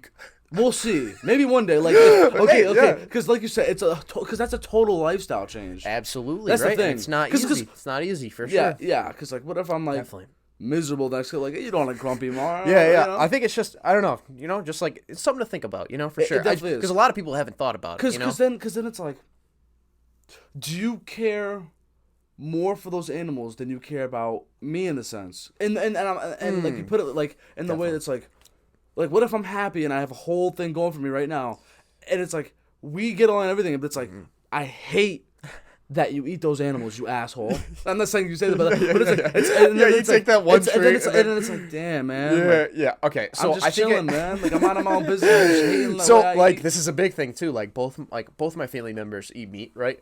And it's just like, yeah, I don't like that necessarily. And I don't even like. Okay, I don't like that about them, but whenever I see them, I don't really think about it. Like, I learn to live with it, right? Like, it's not like whenever I see them, I'm like, you eat meat, you're a bad person. Like, how old were you, at what point were you like, I'm gonna make this full... So, probably this coming... When were you officially like, okay, my routine is set, and then when did you first have the idea of wanting to go vegan? So, how and I've never told anybody about this, so this is a first for... What's the name of the show? Fudge Effect? Fudge Effect, I knew it was Fudge, yeah. It's the first for the Fudge Effect. So pretty much I was getting into it, and I remember I was watching this vegan YouTuber. He was also like a spiritual YouTuber at the same time too, and he's just like, you gotta put down meat, you gotta go, it's time, it's part of the path, right? It's like, you gotta do it, right? And I would like, out of instead of learning about like the morals, the ethics about why I really should, I stopped eating meat in order to stay in alignment. It's similar to like the Catholic Christians, right? Yeah. And let's just say they lay down the groundwork of like what I should be doing. Yep. I did that without actually understanding why I should do it. So I kind of forced myself into stop eating meat. And like I was a vegetarian at first, and now I'm transitioning to becoming completely vegan. Because you guys can eat fish, right? Yeah. Is that what you would do? No. I think it's. No. So it's just, it depends. So I know there's like some hardcore pescatarian, there's flexitarian. There's a fruitarian too. So much stuff. Yeah. So I pretty much at that point, like I forced myself into veganism, or not veganism, like vegetarianism, without genuinely understanding like why I should do it. Right. I just did it in order to ensure my own, I guess you could say, comfort. Ensure my own, like, I was in alignment with like their beliefs, like the spiritual YouTubers' beliefs, like that type of, I want to fit that system, right? Like make sure I'm on the path, right? And I want to deviate. So I kind of forced myself into that, and then probably I'd say about a year ago, I really learned about like why I should be doing this, why I shouldn't be eating meat. Like I took an objective stance and I learned about it from like Earthling Ed, Joey Carbstrong, two great guys you definitely check out. Very objective. Definitely have their biases, but everyone does. We're not perfect, like you said. Yeah. But yeah, like so I pretty much dove into it like that, and I didn't dive into it the correct way. So I think if someone was able to, like, say for instance, maybe Mario, you want to, like, I don't know, just think about it a little bit more, just like. Before you, like, you make any crazy changes, you make any crazy, like, lifestyle changes, like, just do the research on your own. How much does it cost?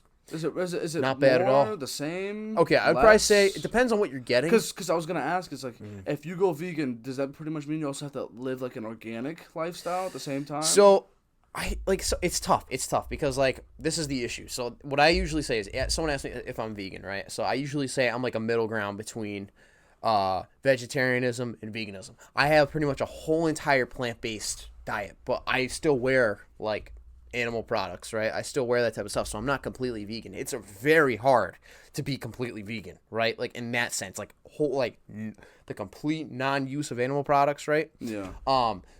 So like, yeah, I would say like I'm a middle ground between veganism and vegetarianism, and so with that, can you remind me of what your question was exactly?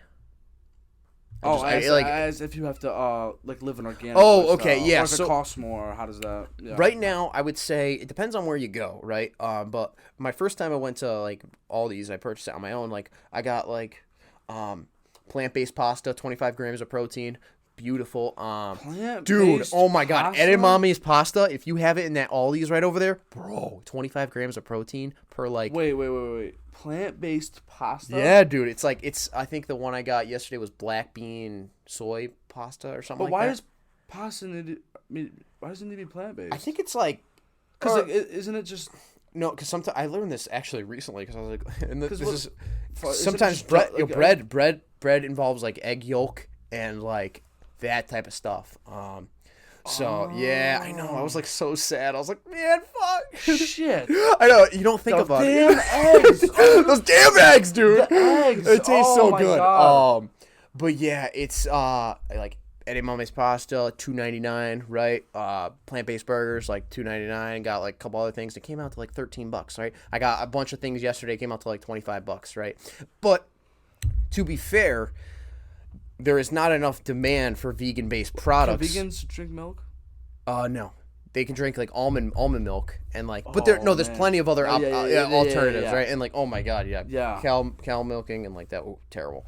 But yeah, like since there's not that much demand of it, right? Yeah. There's depending on the product, right? The prices are a lot higher. But as there's more demand for these products, and you can even see this in the dining halls at Central, right? More people became vegan, right? They implemented a whole vegan section, right? You look in supermarkets nowadays, there's more plant-based burgers, more plant-based products than ever before. Wait, so as opposed to 10 years ago. So what? Would you say farmers are bad then? I wouldn't say. Because I wouldn't say like as a person what they're bad, right? Because like if you grow up, and you like grow up as like a farmer's son or daughter or whatever, and like you're raised to take care of that, and then like when the chickens have eggs, you're like, all right, I'm gonna let some of these hatch, I'm gonna take some of these, and that's how you make a profit. You sell your eggs, you might not necessarily have your own slaughterhouse, but like maybe you like ship off your cows somewhere, or however it works. It's like that's their way of living, and that's their way of making income and making money. But they're treating those animals as products, What if they treat them with respect? Like they have all names for their cows or whatever, and they're like they love them. They cry every time they have to ship them off to get like. I mean, dude, if that's the case, like they treat it with respect. But even though it's a business sense, but like they don't treat them like they you know what I mean? Like they make emotional bond like with their animals. and I think if someone's in that instance, they should really reevaluate what they're doing, right? Because clearly they have a clear care for those animals, but they know they're cutting them lives short, and they know they're using them as a means to make profit. When look at this, like there's other alternatives in terms of farming. Like I was saying before, like these farmers aren't bad people. Like they're not bad people at all, right? What's bad about milking a cow though? Milking a cow. So essentially, in order for that cow to be like any other animal, like humans, right? They need to be impregnated, right? So they're artificially inseminated, right? So someone takes their hand, right? Like a farmer takes their hand, puts on a glove, and like has like a picture like a vaccine type of thing. They shove their hand into the cow's anus, right? And then with the semen that they take from bowls, they do a little thing and they put it in there and they artificially inseminate it, right? And so these calves, that's essentially how they're impregnated, right? And then they're months and months and months on end. They say like, oh, they live great lives, but every single I don't know how long a cow's pregnant period is, right? They go in these like big cycling things and they get milk. Sure, maybe they're not like being harmed then, but they're constantly being milked when they don't have to, right? And so let's just say and this is what is really bad too. That's what goes into it? Yeah, man. Yeah, it's really bad. And so dude, hell? And so the cows are born, right? Or like the calves, right? And immediately they're taken from their mothers, right, or like 2-3 days after, and the cows are like calling out for like they're making yowls and stuff like for their babies, right? These mothers are having their babies taken away from them for veal, right? Like, you ever heard of that? It's that's calves, right? This is gonna sound fucked up. Veal tastes great. I know. Yeah, it's banging. Like I work at a restaurant and they sell it. You know, I'm like, I mean, that's a whole nother ethic. What restaurant do you work? Oh, it's called Galleria. It's an Italian place. How's your family? Huh? How's your family? How's your family? It's actually owned by Albanians. So yeah. Oh, Albania. Maybe Dua Lipa will pop out. But yeah, I mean. Yeah, these animals are just in situations, right, where they're constantly like artificially inseminated. They live in most times not the best types of environments, right? Wait, so just to be clear. Yep. And this, I feel like I've known this, but like no one's like pretty much told me straight up ever before. Yeah. So in order to produce milk, you have to be pregnant, or yeah. You do? Yeah. Mm-hmm. So what glands are like what activates for like people to or like whether it's I'm not a scientist or anything, but I just know it's something to do with you being pregnant, like that causes some type of. I had a feeling I knew that, but like no one's ever straight up told me like it's not something you regularly think about. So every cow, every female cow must be impregnated. Yeah, in order to generate milk, right? And so just think about the amount of milk that. Fuck, dude, right? And these these things are hooked up to like machines, right? And I've seen some videos where they're literally on like, you know, like an Amazon box kind of thing, like where they're moving along, that kind of thing. They're on the same type of system, and like you know, like the udders of a cow, right? Picture like something like does milking hurt? I feel like I think I've milked a cow before. Yeah, like for like so a there is a justifiable way for like you to drink milk, but it's very rare instance. Like a farmer could have a cow, right, and they can get like I don't know if it's naturally pregnant, right, and then you milk the cow for that milk. That's like a justifiable instance for you to drink that cow's milk, at least according to vegans. But a lot of these times, like we artificially inseminate these animals, right? We due to the demand, right, that the market has, right, and so they need to meet these needs. Because then at the same time, it's like if you want to tell people to stop drinking milk they like. Now I know you said there's alternatives. There's a lot of alternatives. Yes, but think about how many people wouldn't want to like eat like Fruit Loops with their almond milk. You know what I mean? I think it also affects those. Yeah, it's not something. It's not something that's going to happen overnight. Yeah, because there's a lot of products. Then I don't want to be eating cereal. Like bread has milk, right? Like different types of products like that, and then people like milk too. But in those types of instances, I think once again it comes down to like the life versus your sensory pleasure. You know what I mean? Like things that you can control, right? The choice of choosing that product, right? So. Instead of choosing milk from a cow, you choose almond milk, right? And so, as opposed to products such as bread, right? There's not a lot of vegan-based bread, like, right? So you got to do what you got to do. You know what I mean? Like and this is in my own instance too. If something has cheese in it, if something has like milk in it, and I can't really do shit about it, like, dude, like, I think about cheese. But dude, I just got vegan shredded mozzarella, dude. It tastes exactly the same. Vegan shredded mozzarella. Now, how does that work? Dude, it's like the same thing as like. I mean, I don't know how the hell they make it. How the hell do you make? Dude, cheese? I don't know, man. But like. 80 calories, great source of fiber, less cholesterol. I mean, like, it's a healthy thing for you. Research has shown that, like, plant-based... I'm learning a lot. Plant-based burgers are, like, healthier, are very similar to meat-based burgers, right? Like, they're, if not healthier for you, you know? They are highly processed, right? Vegan products like that, right? But it's not a matter of doing it for health. It's a matter of doing it because it's the right thing to do. Ethics, right? So if you're doing it solely for health reasons, like you're most likely not going to be a vegan for very long. But if you can understand the ethical reasons behind it, right? You're choosing these products because you know it's not contributing towards more suffering. You know, does that make sense? No, it does. Okay. I'm just thinking if there's like a way. There has to be a way because no. Like because I don't think. Men and women, like I don't think we were created to just consume all plant-based things. I think you're right. I feel like I don't. So are you think in a way there is like I think there is a need? I think there's a way. I feel like there's a like. I don't think we were made just to eat. You know what I mean? No, definitely no. And I agree with you. I agree with you. Yeah. Naturally, we hunted, right? Naturally, we ate meat, but we don't have to anymore, right? And research has shown that it's fine, right? Like you have the right types of things. You can get all the essential amino acids, all the right nutrition. Then it's like, dude. Before you started veganism, did you ever have J. Tim's wings? You ever had J. Tim's? I think I did, yeah. Best wing, like, bro, they're ranked second best, I believe, in the whole country. What? Right in Plainville. Damn. You can't have them because fuck. Bro, like, yeah. Listen, I know. Like that best, bro, but like the best wings. But you had. okay? Do they have plant-based wings? They do. Yeah. Somewhere, I'm sure. Yeah, that's crazy. But I mean, like, you got to think about it though. Is it like? Do you see those as wings, or do you like who are those? Who are those wings belong to? I just see them as wings. I know. Same here. I tell someone like you, like in this conversation right now, and we'll be like, hey, like they had a family of children. It's like, hey, listen, these things are delicious, dude. All due respect, this family has blessed my soul with unbelievable for 15 minutes though. Yeah. That's a delicious ass 15 minutes, man. I'm gonna tell you. Listen. I know. Sorry to be. No, you're good, man. Listen, I'm not in one of those moves so that you didn't catch me, bro. I'd be laughing and slapping this thing all day. Oh man. Shit. Yeah, but like right. I mean, no. It's just because it's something that we did doesn't mean we have to keep doing it. You know what I mean? So like, just because it's a natural thing to do, right?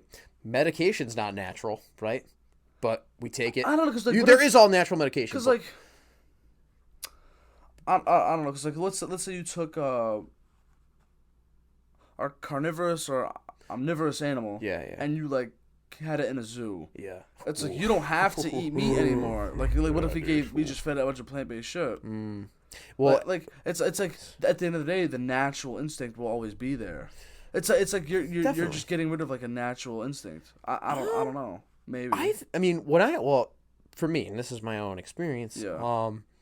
Eating meat, like dropping eating meat really wasn't that big of a deal, right? So the idea behind it is you could still have the same type of pleasure, right? And the same type of taste, right?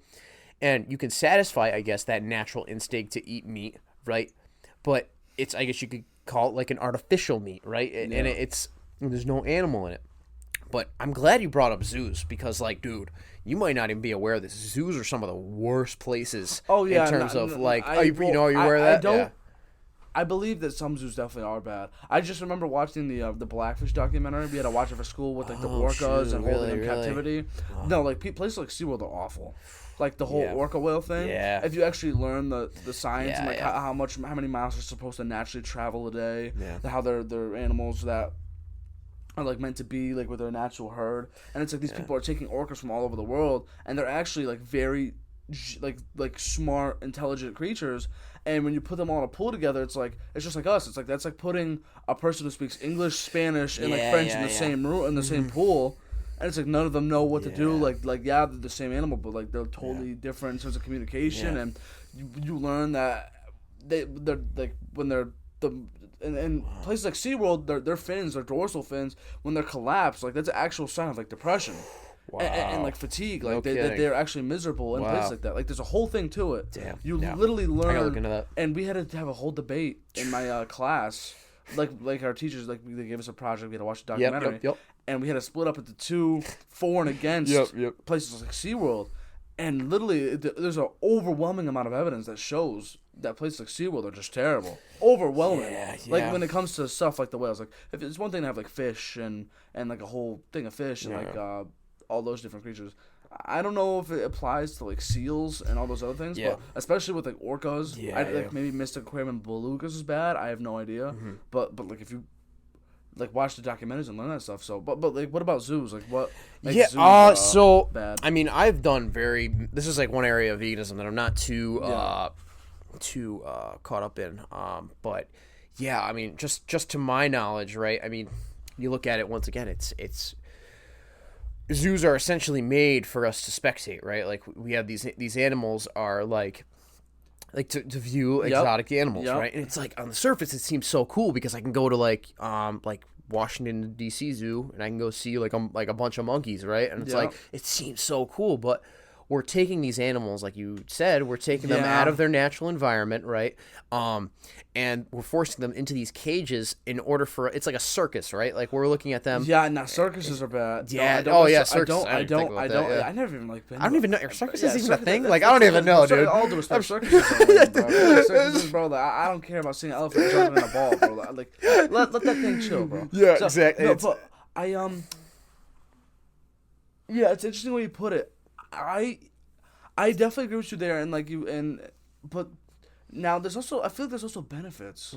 Now it's messed up. Yeah, I agree. The whole like taking animals away from their places, but like at the same time, what if? So like the tiger, I'm pretty sure it's now like an endangered species. Yeah. Taking tigers and like holding like, well, absolutely. I'm not gonna say captive, but you give them a setting to be safe in. Yeah. And then you get sure. the population to reproduce, and then eventually maybe you do release them. I think that's a very. What if they get into a system like that? It's like catch and release, or absolutely. I think that's a very justifiable. Like polar bears. Yeah, polar bears are struggling out there. Yeah, definitely. I think that's a very justifiable way to do it. But interestingly, as you say that, like kind of like. So would it be endangered species only zoos? Maybe. Yeah, like I mean, they care. Yeah, like yeah, definitely. Like I mean, I don't know. It's tough. You're still holding them. Yeah, you are, but like you don't want to risk them being hunted. But like what zoos will do, and according to like my very limited knowledge on this, zoos will, let's just say a tiger is getting older, right, or an animal is getting older, a lion, right, and it's not doing the things and attracting the people that they want, right, in order to generate the profit they want. And they don't necessarily have the resources to keep that animal alive. You see where this is going? Yeah, but the bad thing about they don't really release it in the wild. But have you heard about like what happens when that happens? What? Like because the animals aren't raised and adapted since a young age to the wild. When they go out there, they're like, "What the hell do I do now?" That too. That's the bad thing. They can't really let them go. They're not raised learning how to hunt. That's a good point. It's a good point. With the pack and stuff. Yeah, they're not. And then they're hit because they're so used to being fed on time. Yeah, exactly. Shit. Yeah, they don't know how to like scavenge. Be self-sufficient, you know, like out in the wild. And then in the same instance too, like obviously you can't just release a lion into like the streets of Washington D.C., but which would be pretty cool. Yeah. But pretty much like if it's not generating this profit, they have to put the animals down, right? And it's like I remember the video I watched by Earthling Ed, like oh god, such a good video. The way he put it was, and a solution that he posed was, in addition to like the endangered species, that type of thing. Yep. He said what we should do is we should in parks, like whether it be Glacier National or something like that, out in Montana or like out in the safari, we have like tours, like I go on like a tour bus or something like that, and we go and we see these animals in their natural environment. So whether it be like whale watching, right? Yep. You go out, you see the whale, like in its natural environment without captivating it, right? Without using it as a product, to make money, right? You're still kind of using it, right? But it's in its natural environment, right? It has plenty of room to move around, right? It knows how to be self-sufficient, and yeah. So I think that's damn. Yeah. I definitely. I don't know. I feel like I'm gonna be looking at a lot of this stuff today. Yeah, I mean, it's just something to think about. A lot of research. Yeah. And you're definitely going to, and I would suggest, definitely look at the other side's view, Be careful with your biases because you're going to be like, as soon as you see one of theirs, like if you, let's just say, what a lot of carnivores suggest is that veganism isn't any better because it causes the same amount of harm that like eating meat would, right? Yeah. So vegan products, they'll make the argument that bugs die in like the processing of like plants need to be what is it called, like sprayed, right? Bugs will die in that, and like that production process, bees with almonds and stuff like that. And so they say like, oh, no difference in suffering is being caused here, right? And that's the argument they'll make, but that type of argument is completely false because you look at like the suffering that we pay for, right? I mean, billions of animals are dying every year. Trillions of marine animals are dying every year compared to some bugs, right? That we're not intentionally trying to harm, right? And I guess bees, right? Yeah. What do you think of bugs? Bugs? Yes. I try not to eat bugs either. No. I'm not saying eat. Yeah. But like, you want to talk about like suffering and stuff? Yeah. Like what, or like killing? There's a spider in my house and I slap it. Am I fucked up for that? Dude, I'm be honest. Let the spider just keep crawling around? I don't know, man. Like I think, well, right now. Like, what happens if like what happens if I like slap a spider and it's like still like crawling around even though I just slapped it? What I like to do is that's like horrible. Dude, have you ever seen the movie Sausage Party, that funny ass movie? Have you ever seen it? I think I saw clips of it. Yeah. So it was where like all the animals, like the hot dogs, are like talking. Like every animal product is like food product is just like can talk, and it was just funny as hell. Yeah.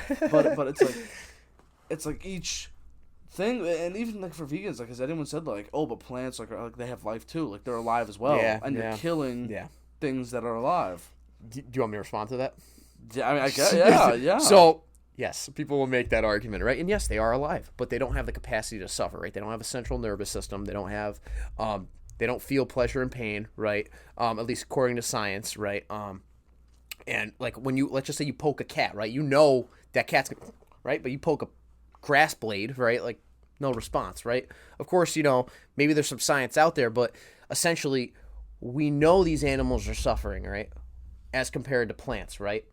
Therefore, it is justifiable to eat plants, right? Because yes, they are alive, but they're not suffering. Yeah. So therefore, we can eat them, right? And it's a huge reduction in suffering because it's an alternative that we can use without necessarily causing more harm to animals.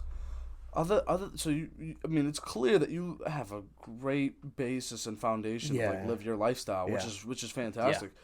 But like, do you have any other hobbies? Are you in anything? Oh yeah. I know we talked about this for a while. No. Like, it was like absolutely. I mean, I'm sure other people would probably definitely. This too. And of course, like I think. So like, did you like? Are you into sports or anything? I'm very much into powerlifting right now. Yeah, powerlifting. I call it like power building. So I have my cousin and brother are into that shit too. Oh, heck Ronnie Coleman and all that shit. Yeah, so I love powerlifting. I love weightlifting. I do enjoy like golfing as well. And like other sports, casual sports like basketball, football. Like I'll play those casually. Nothing serious. No, yeah. So other than that and like your lifestyle, like what do you do to kill time? Like the podcast. So I love podcasts. I love to create content. Like this guy, he also runs or makes videos for the rec department. It's Central. So I'm a videographer for rec department. I'm also a resident assistant on campus.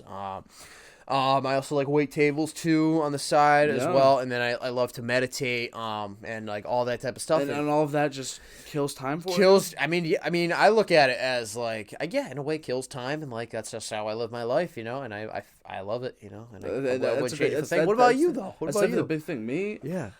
I mean, it's interesting whenever people ask me that question because like I feel like I never know what to say. Like, see, someone like you came up, like, I like this, I had this. And whenever people ask me that question, it's like, I'm not as interesting as I might seem. Yeah. Like usually, I mean, other than this, whenever I get the chance to make episodes, I'm just chilling online with my friends. I mean, I used to work out a ton in high school. Oh shoot! Yeah. Took a break for a year or two. Seems like you're really consistent. And now I'm definitely back. Yeah, you got it. Yeah, I just want to let the semester cool off, and now I'm back. Heck yeah! Especially that the rec center, nobody's there. I mean, it's sweet. Beautiful. I love it. Yeah, it's the best. So, working out. I'll be in the summer. I'll play basketball with friends. But I mean, for the most part, I'm really just listening to a podcast. That's awesome. Like, you want to know if people want to know what I do with my main time? I'll either have a show on in the background or that I'm truly watching, or I'll just listen to podcasts. I just enjoy listening to other people and other people having like interviews or conversations. I love that shit, and that's what made me want to do it. It's a great way to spend your time. Yeah, absolutely. A friend had me listen to Joe Rogan for the first time, and I was just hooked ever since. I was like, this shit is awesome. And I was like, I wish I could do this on my own. And then eventually it worked out. Yeah, you got the space. Yeah, but turned out great. Yeah, man. It's beautiful. But look, when it comes to me, it's like if someone, let's say I was trying to like impress a girl, right? Yeah. It's like, what do I have going for me? It's like, well, I can put you on some pretty good damn TV shows. Yeah. Heck yeah. I could definitely make you laugh. But it's like, I don't know. I haven't. That's what it goes back to like the prime thing, where I feel like everyone's now like living like the typical, stereotypical college lifestyle. You go to the bar every Thursday or every weekend and you do that. Yep. I feel like everyone's handling that now, and maybe if I'm not shaming those people. Maybe I'll go out here and there. I rarely have ever. I really don't. But I feel like all the accomplishments and stuff is gonna take care of itself throughout time, and as time goes on, that's a great mindset. Because first of all, I feel like I'm just opening my book, like my story. I feel like it's just getting started. You know what I'm saying? Yeah. Whereas some people, like, they're already in the middle of the book. Yeah, you got it. Like, because they're trying to like accelerate everything so fast. And for me, like, I don't care if I'm married and have kids by 30. I'm because that's what everyone's like. That's a society tries to like pressure you. Go to college, then you get your full-time job, get married. The format, the blueprint. No, listen, fuck the blueprint. You do you. You do you. You and I'm gonna let time take care of itself. Exactly. I'm gonna worry about one day at a time, and then once I'm done with college, I'll worry about the next challenge that faces me. Do you think you live like in a way like a simple life? You think like in a way? Just for some people would think I live a boring life, which because like I said, I don't do like adrenaline rushing stuff. So I mean, I think I do, but I enjoy it. Yeah, that's the thing. Are you happy? That's the big. I think I am, but I don't. I just hope that I've told my friends this. I just hope that I don't. One day I wake up and I'm like, let's go out, and like everyone's settled down and they don't want to go out. I just hope that never hits me. That's why I hope that my mind and like my instincts at some point are like, hey, let's go out, like let's go do something, because I don't naturally want to do that. Some people like lust to want to go out. Let's go out, let's go drinking, and I'm like, I don't. And how I see it is like, okay, because I'm very similar to you in that aspect, right? Like I live a very simple life. Like, okay, sure, I put more on my plate this semester, worked like 3 jobs, did a lot, and it was a lot, but I was still able to maintain a completely like peaceful state of mind in terms of with school and like that. But at the same time, I was living a very simple life, right? Like when someone asked me about like what I do, right? Like I've told Jay like, I don't mention like this type of stuff. Like I don't mention like my content creation. Yeah, and stuff like that. I never talk about it unless someone asks me, and even then I just say like that's something. Yeah, I mean I don't really like to talk about myself either, you know. And it's not something I like. I don't know. I don't really like want to give the wrong impression to people. No, I it's funny like because I'm very competitive, and I me and my friends, like we all love like messing around. And like I'm the like friend, like I love talking shit. Like I love bringing out like I love whenever it gets competitive and hyped up. I love it. I hate disrespect. I can't tolerate it. It's like banter. It's like banter and trash talk. Yeah. I hate when people get disrespectful, like take it to that level. To bring it personal. But for the most part, I mean, I think my parents raised me right. I think. Nice. Yeah, you seem like a really good dude. I give nothing but credit to them, and I try my best to be the best person I can be for others, for myself. And I remember my guidance counselor, and no disrespect to them, my guidance counselors didn't really do jack for me, like in high school. Like they really didn't, and especially like I took a gap year after high school. Oh shoot! And they like they were constantly promoting not to take a gap year. Yeah. And I still ended up in college, so look at that. But I remember I was asked a question, and they said if you had 3 words or like something like what do you think life means? Like what do you think is the purpose of life? Like they just asked me out of the blue.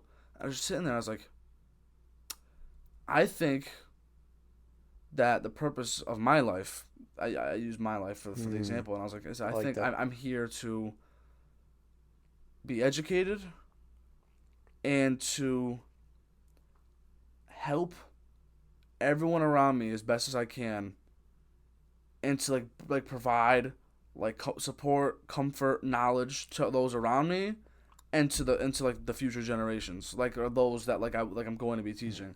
I said that's what I think I'm here for. I'm here to like pretty much like help, and then I said I'm here to help everyone be the best person they can be for as long as I can. Yep. Like that's what like I believe I'm like here to bring the best out of people. Yeah. That's or like to just kind of like entertain. Yeah. Cause like I mean I do think to an extent like I'm an entertainer, and it sucks because like At some point, I do want to make. I've talked to you about this. I want to make skits and like do all that fun shit. I really do. I definitely want. So fun, dude. Like I really do. At some point, I want to start getting into that. Yeah, heck yeah, man. But yeah, like, I'm still learning how to because I don't want to sound cocky because like I hate saying I'm humble because like you want other people to tell you that. I would like to think I'm grateful for everything. You are, man. Like I'm grateful for where I live. I have a home. I don't take that shit for granted. Sometimes I do, but I like to remind myself. Yeah, that's good. That's good. Yeah, but I'm gonna remind myself. Yeah, seriously. But I think that I'm still learning how to. I want to at some point like harness like my gifts, my natural gifts, because that's what I think my talent is. Some people are very intuitive, some people are very knowledgeable, they're very smart, they're very this, they're very that. I think my talent is like bringing like entertainment and like pleasure to people. Okay. I think that's what I'm here for. Yeah. I feel I could be in the same room with anybody. It doesn't matter if you had a 4.0 GPA. It's 4 the highest. Yeah, 4.0. That's the highest, right? Yeah. It doesn't matter if you have a 4.0. It doesn't matter if you're super smart or you struggle in school. I feel I could blend in with anybody. Awesome. It doesn't matter if your vernacular is just up here or down here. I'll understand what the hell you're saying, and I feel like I could talk with anybody. Yeah, that's dope, man. Yeah, that's about it. But I still think I'm. We're young as hell. Yeah, we're having a mature ass conversation. Yeah, exactly. Age, but yeah, I definitely think that as time goes on, I think the check boxes will check themselves off, 100%. And I'll truly discover myself more and more. Because I really don't think about who I am. I have friends who like they constantly think about their decisions and who they are as a person and what they can do for society. Yes, I think about that too from time to time, but I like it when other people tell me like their thoughts. I don't worry about what I think about. I'll let other people do the talking. It's like when like someone like a Drake. It's like let's say like Drake or Kanye, whoever your favorite rapper is. Like let's say they understand that they're in an incredible spot. They're super rich, super popular, whether they like it or not, and. It's like other people are calling them legends. It's like you don't want to call yourself a legend. You let other people do it for you. Exactly. And you earn the title. You know what I mean? Yep. I hope that I could be a person that people are like, man, that dude was, he was the shit. Like he was real. Like he was a genuine guy. Yeah, because I think when you, like, similar to Tom Brady, like, he doesn't call himself the GOAT, right? But everyone knows he's the GOAT. Like, he's undeniable. And I know you might be kind of... I hate Tom Brady. Yeah, but no, come on, 7 Super Bowls, right? Two different teams? All right, whatever. I'm not getting into that. No. Tom Brady's a stud, man. It's okay. But besides right, people will, like, say, like, oh, God, I hate Tom Brady, but, like, he's the GOAT or whatever. Like, you don't have to recognize him as the GOAT. I'm not saying that. But, like... Like you were saying on before, like when someone like I don't like I think this is in both of our cases, like I don't really like to list all my qualities, right, that I see. Like I don't like to do that, right? Because it's just like I don't want to prop myself up on a pedestal, like a false pedestal that I'm better than anyone else. Because I remember one time, like it was like I was getting RA training like last year, right? Like everyone was I don't know if it was RA training or something like that. But pretty much like everyone was just continually complimenting me, and I was just like, I don't want any of this. Like, and people, here's the example. Okay, I was like on like a duty shift or whatever, and like there's 2 other RAs on with me, and I was like swearing up a storm or whatever, like just not like just like in a regular fucking conversation, right? Like that we were doing, not like anything aggressive or anything like that. And they're like, "Oh, Cal, you swear?" I'm like, "Yeah." Dude, yeah, like I'm a regular guy. Yeah. Like I'm not this like perfect stereotype figure that does nothing wrong. Like I have my own faults, I have my own flaws. Like like maybe I got my shit together like a little bit more than other people, but like I have my shit right that I deal with, right? And a big sorry to cut you off. A big goal. You want to know a big goal of mine? It's to have, and to an extent, celebrities on this like at some point. Yeah, dude. Fuck yeah. Because what you just said. I want to see like the real, like I want to like. Yeah. Well, I feel it's one thing to see them on your phone all the time, but like let's say how like, they actually are. Let's say like if Adele was just sitting right there. Adele. No, but like it doesn't like just a random celebrity, but like it's like holy shit, you're real, and like you're sitting here and you were telling me about your like you have problems. Like it's not like this person has hundreds of millions of followers and they're just like seem like this almighty being. It's like holy shit, you're just like me, and we have problems. It's like that's you're human. I wanna like that'd be something amazing to do. It's just to talk to celebrities and like bring the human side out of them because they're just constantly being interviewed by like the paparazzi and shit. And if they're like obviously they're a real human being, but if they're real in the sense that like I want to see someone will be like, side. I have no problems, like I have no issues like with the mask, like we were talking about earlier, right? They'll put on a mask. But if you bring like let's just say Russell Brand was sitting here too, like Russell Brand's gonna give you like an authentic response. Joe Rogan, Joe Rogan, any of these guys, like they're normal dudes, like their podcasts, their videos are just having conversations. They're just expressing their own thoughts in a real way. They're not trying to put on a facade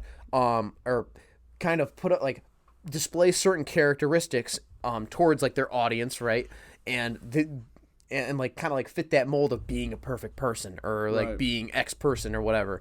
And I think being real, being you, right? Like your authentic self and like genuinely saying how you feel in a communicative and proper way, right? Like not in a divisive way.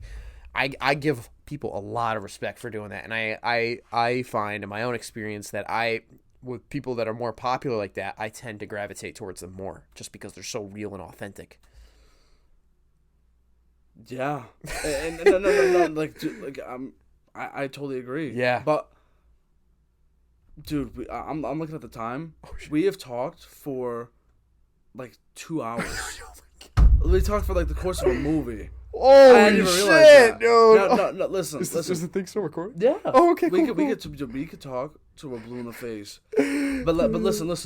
I think we're gonna cut it here because this has been I'm starting to get a little burned out anyway. No, you're good. Yeah, You're good. Oh, sorry. No, that bro, everyone gets burnt out. But before I let you go, and listen, I would love to have you on again. Oh, definitely, for sure, man. This has been amazing. Same, man. Same. I'm very happy to be here. But yeah, man. Before we get you out of here, do you have any like closing things? Anything left? You want to get off your mind? Yeah. So I think if you've made it this far, know you're a real one. Yeah. No, I appreciate Mario for bringing me on. This is the first podcast I've ever done besides my own, so it's really cool to be on another podcast. It's like just be in a different setting for once. And I am extremely grateful for the opportunity. Very appreciative, man. Like I can already tell like this podcast is gonna go very far, and you're gonna reach high levels of success. And who knows? Maybe Adele, Russell Brand will be sitting here one day. Never know, man. Never know. But you're a really good dude, and I think you have great qualities in terms of, just being able to deviate from the dominant crowd.